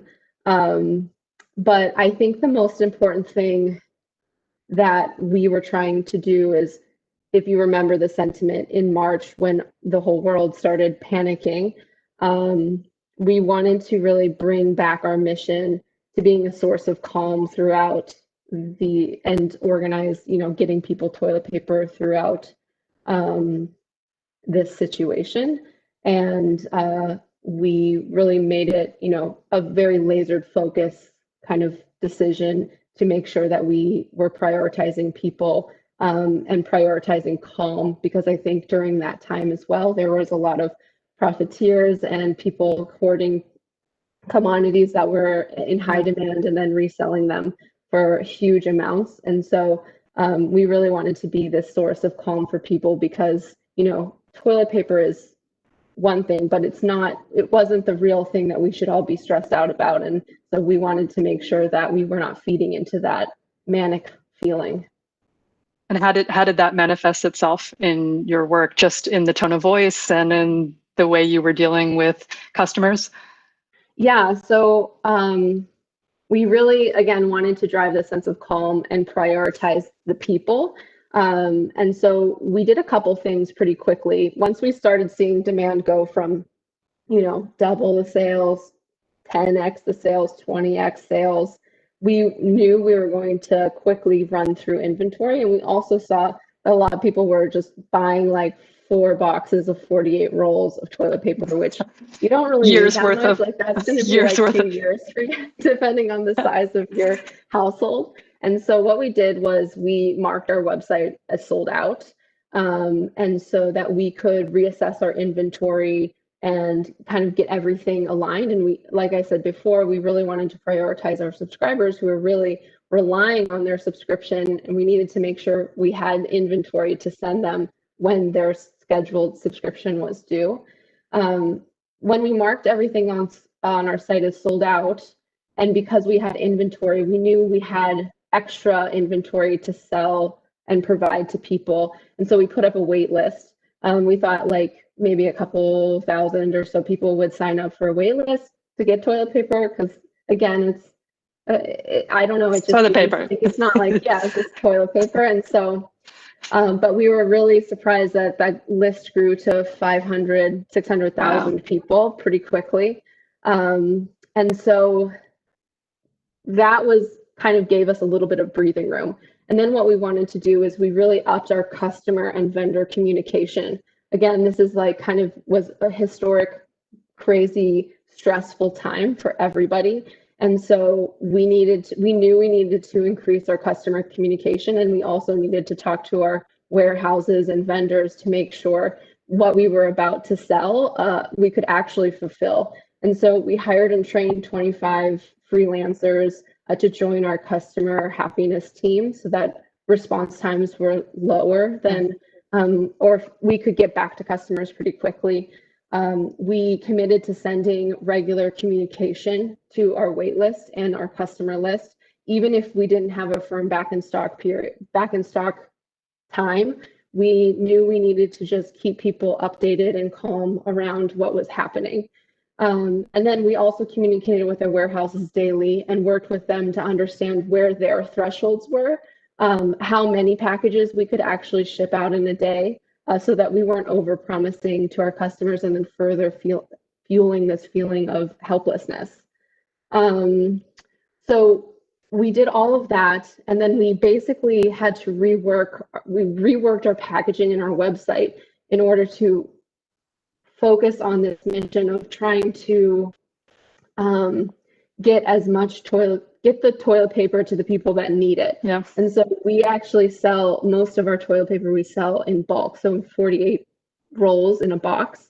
And we did a whole project where we repacked our 48 packages into 24 boxes, so that we could essentially double the number of households that we could reach without having to wait for any more inventory to come into our warehouses. Because it was about demand, immediate demand, and making sure, you know, there were people that just unfortunately ran out of toilet paper. I mean, I actually was that. I was moving at that whole time, and I had like 1 roll left, and I'm like, this is really ironic. I have no toilet paper, and I work at a toilet paper company. That's funny. That's how people got caught with their pants down at the start of the pandemic. That's right. Bad joke.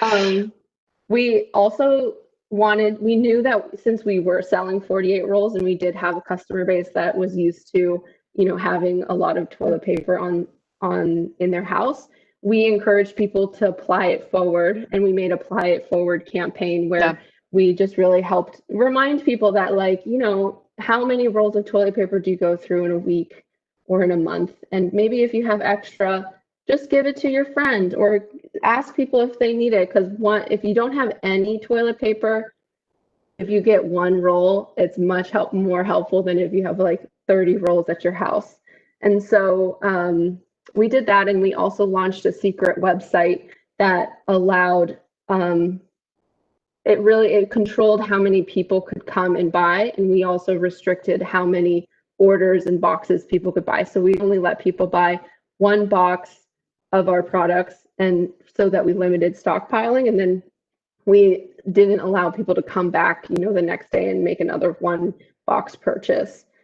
And so I think with all of those things combined, we were really trying to instill this feeling of calmness, and we were able to get through our whole wait list and supply people with toilet paper in a span of 6 or 8 weeks, which was amazing. Yeah, that's amazing. What a great pivot in many ways. You know, and speaking about that, you know, I think if I think about all of my clients and all the work we've been doing, we've kind of been taught to like throw away the long-term planning playbook because all of our long-term plans blew up. We had to actually redo a lot of work that we had already done. And there's been a lot of experimentation and really rapid fire iteration this year. I think a lot of people trying new things, you know, using new channels, all of that. So for the audience here, you know, what have you experimented with this year? What's worked and what hasn't? I know clearly you've already mentioned experimenting with the packaging size and your fulfillment, but as it relates to kind of some of your other tactics, are there any interesting experiments you can share with the group? Yeah, so we definitely use this time to stay really nimble and experiment. And I think we also tried to maintain this feeling of open-mindedness in the team as well, because it's really discouraging to be working on a campaign or a launch date, and then something happens in the world and now it's no longer appropriate to launch something funny that you wanted to post, or some campaign that needed to be pushed back. And so I think internally we really tried to instill this feeling of just staying nimble and working on some evergreen ideas that we could easily move around if we needed to push something back or rework something. And I think that really helped just kind of make this feeling of this morale feeling within the team stronger. And I think to a certain extent, what our marketing mix and how we communicate with our customers, in some ways it really validated the channels that we spend a lot of time in, and to communicate our core values. And it also put a spotlight on some of the channels that we were relying a little too heavily on. And so as far as the channels that really were validated, you know, we really want to be a source of clear, calm, and delightful communication to our customers above all else. And so it really validated our email channel and our blog and our organic social, and really helping other people share what we're doing to the people that, you know, our customers sharing what we're doing via word of mouth. And so in some ways that was really validating. You know, we've been working very consistently to have a really strong brand and mission valued company, you know, for years now. And so it felt good to be able to have that pay off. And then our over dependencies, and I think any direct to consumer business on the digital front probably wakes up in cold sweats around this over dependent channel, which is Facebook and Instagram. You just can't quit them, but they're also really necessary. And I think it really helped kind of shine a spotlight in the fact that, you know, we should be thinking about diversifying our channel mix in our ad spend, because pandemic or not, sometimes Facebook, you'll wake up and then it doesn't work. And so you gotta work on it, but you also have to make sure that your whole plan doesn't blow up in your face if Facebook decides to stop delivering the ads that you want them to. So we really spent this time expanding our channel mix and thinking about, where do people spend their attention time? Where do our customers or our potential customers spend their attention time? And then we also wanted to think about, word of mouth is really key, to any business. And so what channels are kind of like word of mouth adjacent that we can think that would best communicate our brand authenticity and let that really shine through. And so when I think about those two things, and then I think about the time it takes to nurture the channel. So I think about those in two camps, really a slow burn camp, which is, I would say these are the channels that take a long time and probably a lot of upfront effort to pay off, but their long-term success is really good. So that's like SEO, content creation, building out your email list, all of those things that are hard to let someone take away overnight, but it's not like you can put $10,000 into it and then see an immediate return. And then, so that's the slow burn. But then there's a fast growth channel, which is the Facebooks of the world and the YouTubes and more of the social media channels where you can just, drop some assets into, your ad manager and you're ready to go. And so this year we really thought about making sure we were spending time on both of those things because we did have the luxury of being able to invest in these longer term payoffs, especially when we didn't actually need the demand to meet the demand. Right, you weren't driving acquisition at that point, right?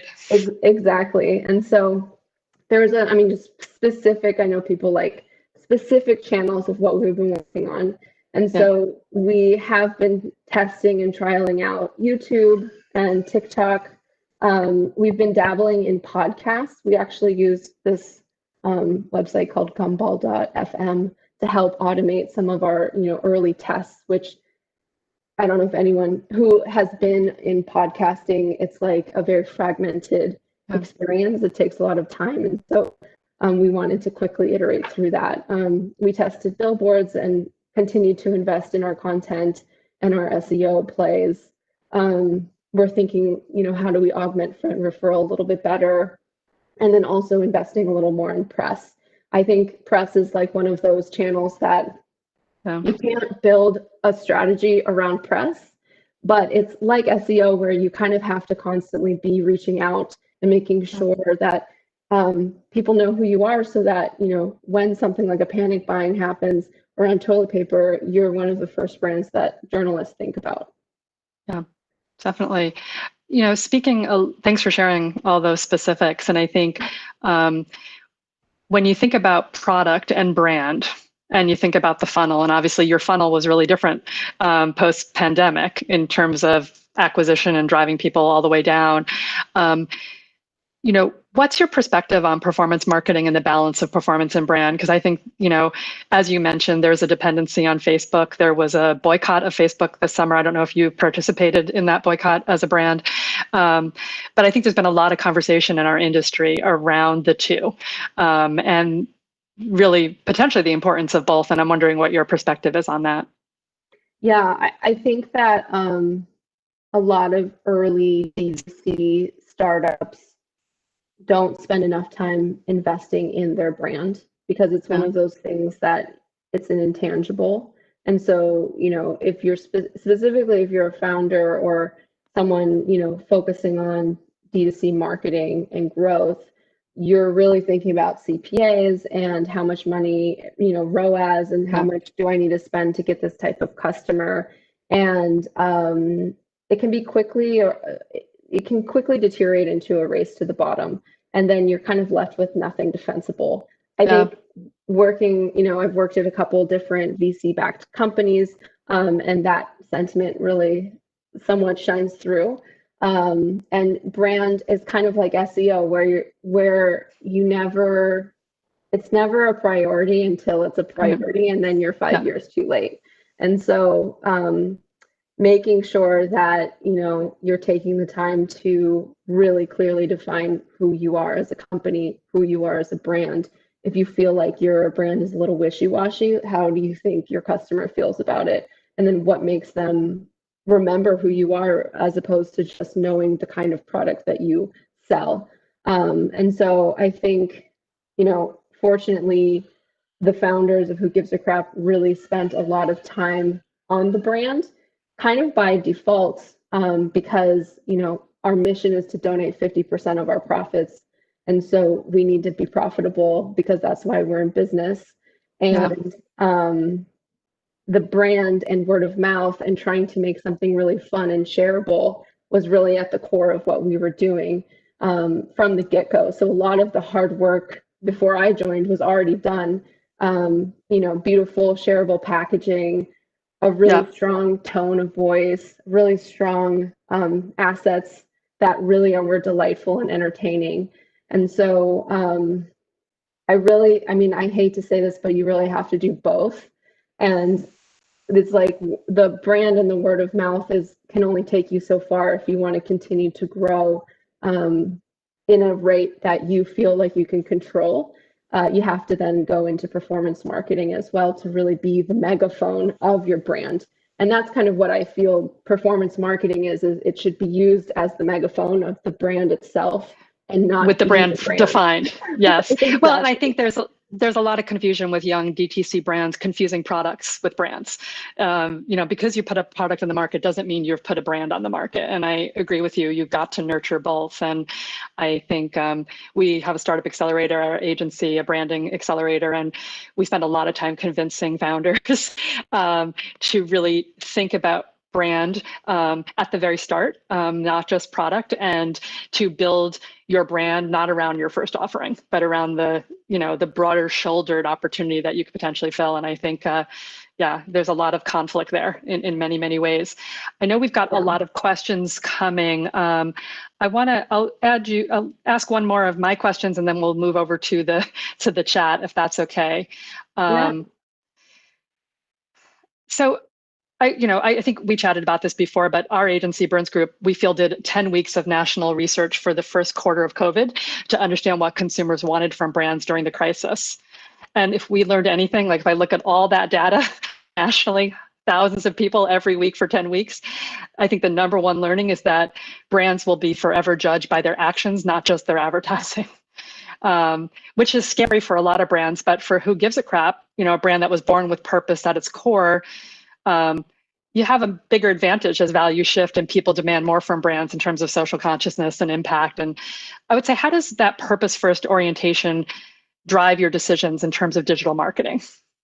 Yeah.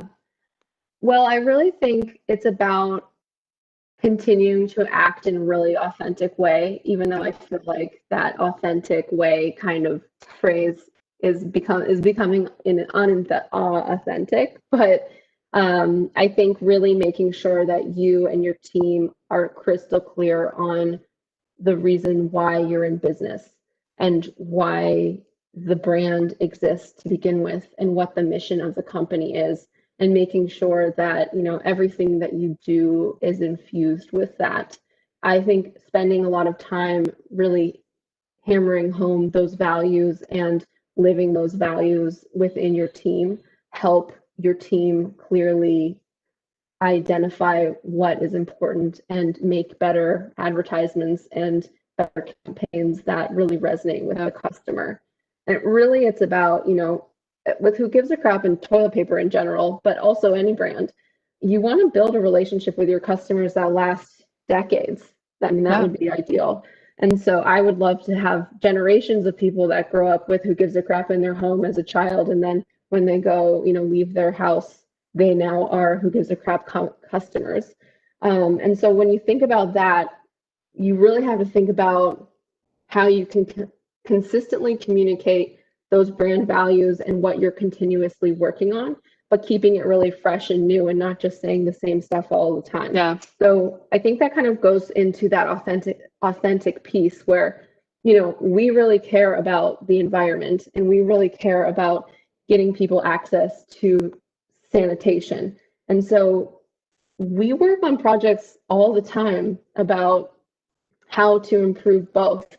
And so making sure that we're clearly communicating those stories and those tidbits. I mean, I can't tell you how long there's been so many meetings where I've just, sat, we've talked about how do we eliminate plastic tape from our supply chain. like those kinds of things that are not so sexy and in the forefront of, I don't like write a blog post about it, but keeping that authentic value internally and constantly moving that forward is really important. I think really shines through on the digital marketing front, so that you can say, because we're working with these partners, we value the environment, and we really are encouraging our warehouses to put solar panels on their warehouses, and they did. And so being able to then communicate that in a way that validates a consumer's choice and then hopefully welcomes more consumers in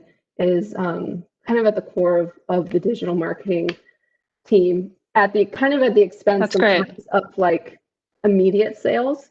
But I think, we're in it for the long term. And so making sure that we're thinking, 1, 2, 5, 10, 15 years into the future, to making so that our sales continue to grow and we are not eroding our core customer base.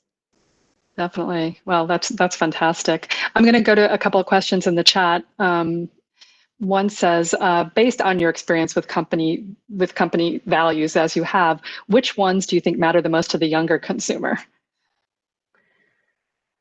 I think all of them, but probably the environment is first and foremost in a lot of people's minds. And being able to, I think when you think about, the environment, how do you help change that?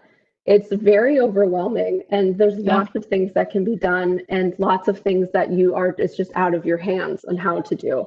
And so I think keeping things, making these small changes where something you use every single day, like toilet paper, not even realizing, like I didn't really even think about how toilet paper was made and didn't really think that they cut down virgin trees and they make toilet paper and you use for 2 seconds and then throw it out. And so I think that reminding people to, it's about small changes. It's about big changes, but also small changes that make a big difference. And so if you can replace a couple things in your life that are tree-free, like we use bamboo or we use recycled paper, so it's not technically tree-free, but it's a second life. It's really, making these small iterative changes will make a big difference. And I think that paired with just kind of like a fun take on a boring product it also resonates. Yeah, totally.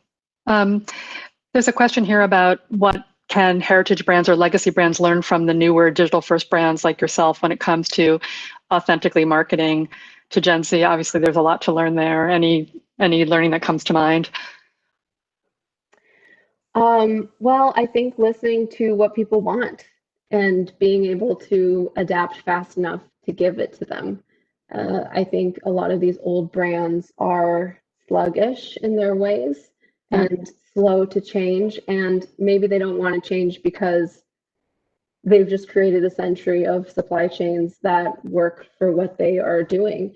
And so the way that consumer behavior is changing, even in the last 10 years, is probably compounding than the previous 10 or the 10 years before that. And so making sure that, I don't know, it's hard for heritage brands to stay relevant because they're so big, and it's kind of like the innovator's dilemma. But then I think also they have a resistance to change because usually upfront, it takes an upfront investment and it's hard to figure out to get it right. Yeah. I will say just a piece of learning on that. This year, my agency relaunched the 150-year-old Simmons brand on TikTok to Gen Z, and we did a complete transformation. It's a bed in a box that it never was before. It's priced under $500. Distribution is different, the whole aspect of it. And I absolutely believe that older brands can have brand new life if they challenge some of their assumptions, because I think the way young brands tend to come to market is by challenging some basic assumptions of how something's made, how it's bought, how it's used, and all of those. So if you can shed a little bit of your bias from being an older brand and maybe use some startup practices of thinking, there's absolutely another life. We did that whole transformation in, not even a full year, soup to nuts, in terms of launch. And we got 3 billion views on TikTok in the first 6 days of the relaunch, which was amazing. So I think if a 150-year-old mattress brand, which is not an exactly exciting category in many ways, can do it, I think pretty much anyone can. Yeah, definitely. So one last question for you. Can you share some advice that people who are viewing this session can act upon for immediate impact as they think about driving growth through digital channels, since that's the theme for today? Any little tidbits to share? Yeah, I mean, I think, first of all, marketing attribution. If you aren't understanding where your customers are coming from, that would be something I would start working on this afternoon. And then you can, because then what you want to say is like, where do my customers come from? Where do my best customers come from? And then think about if they are through your BAU channels, like a Facebook or AdWords or search, are there things that you can do to amplify that? I think a lot of times there's a lot of, old boring channels that we use, like search, that we kind of set it and forget it, and then we aren't constantly reevaluating the situation, or like, when was the last time you opened your welcome email and looked at that? And is there ways that you can, what are your biggest drivers? Have you looked at them recently? Is there anything you can do to amplify that? I think that's like probably the lowest hanging fruit, because that's already working. And then the second thing is, like, especially this year, what has shifted in your consumer base? Go talk to some of those, or spend a couple hours going through your comments, or going onto a new social channel and just looking for your hashtag. You might be surprised. I think those are kind of things to kind of stay nimble, especially in this year. I mean, TikTok was historically this Gen Z platform, and then the pandemic hit, and I feel like every mom, it's everybody's, is now on TikTok. And so like, your consumer that you might have created this persona for and made this whole thought around where they spend their time and where they spend their attention time, might be totally different now. And so changes all the time. Keep an open mind. Don't fall into an innovator's dilemma, even if you are a small startup. Sure, I would say the death of good marketing is the renovation of last year's plan. Like, you should start from scratch, as if you were launching every year as the beginning. Yeah. Hi, Lauren. Hi. You guys want to do one more question? Sure. Do we have time? Yeah, we have time. We can do one more. Okay. What do you see as the biggest future challenge to retail and e-commerce, and the biggest opportunity? Not a small question. What's the biggest challenge to retail and e-commerce, and the biggest opportunity? From the chat. Wow. I think that, well, that's a really interesting question, and definitely something that we think about a lot, because retail, whether you like it or not, is not going away. It may iterate through different processes, and portions of sales may move online, but I think at the end of the day, it's still a thing. And so really, I think as direct to consumer businesses, how you think about when and how to incorporate retail into your mix, because, I think about the product and the brand and the customers. Really, we want to make sure we are there for people when they need it, and whether that's online and focusing on, really fast delivery times, or if we think about, do we do a pop-up shop, or do we go into grocery? Since most of the products today, still people buy their toilet paper at grocery. How do we have the biggest impact is really what kind of my question is. And so retail is definitely something that we do think about, and we think about it in a lot of different ways. Is there something that we can do that will be, we're always thinking about delight and delighting the customer and being able to tell our story in an authentic way. Does that mean we think about it and doing our own retail or pop-ups, or taking our online brand and bringing it into the real world, as long as it furthers our impact? Yeah. I think that open-mindedness, because you just don't know where things are going. Alrighty, I guess that, Lauren, I think that was the last question in the chat. Yeah. Thank you both so much for being here. I know, Joe, this was your first time on our stage, so it was great to have you. Hope you come back again soon. And Jenna, always great to have your brand with us, so thank you. Yes, thank you for having me back. Yeah, thank you, Jen. It was great talking to you. Thanks, Lauren, for the chance to do this. It was really fun. Absolutely. Have a great rest of what's left of the day. You too. Bye. Bye, ladies. Well, that concludes our program for the day. Thank you so much for tuning in and sticking with us through this 3-hour block. We have a lot of really great programming over the next 2.5 weeks leading up to the holidays. Tomorrow's program is definitely one I recommend you tune in for. Really exciting speakers. We have some regulars on our stage. The CMO of Gap will be joining us, the head of marketing for Dannon, along with the heads of marketing for Wells Fargo, Walgreens, Potbelly, and Ultramobile. So it is going to be a fantastic afternoon of thought leadership. Please do register for tomorrow. And if you aren't able to register in advance, we always have our programming live on our YouTube page. So please subscribe there and you'll get all the notifications. Have a great rest of your day, and we'll see you again soon.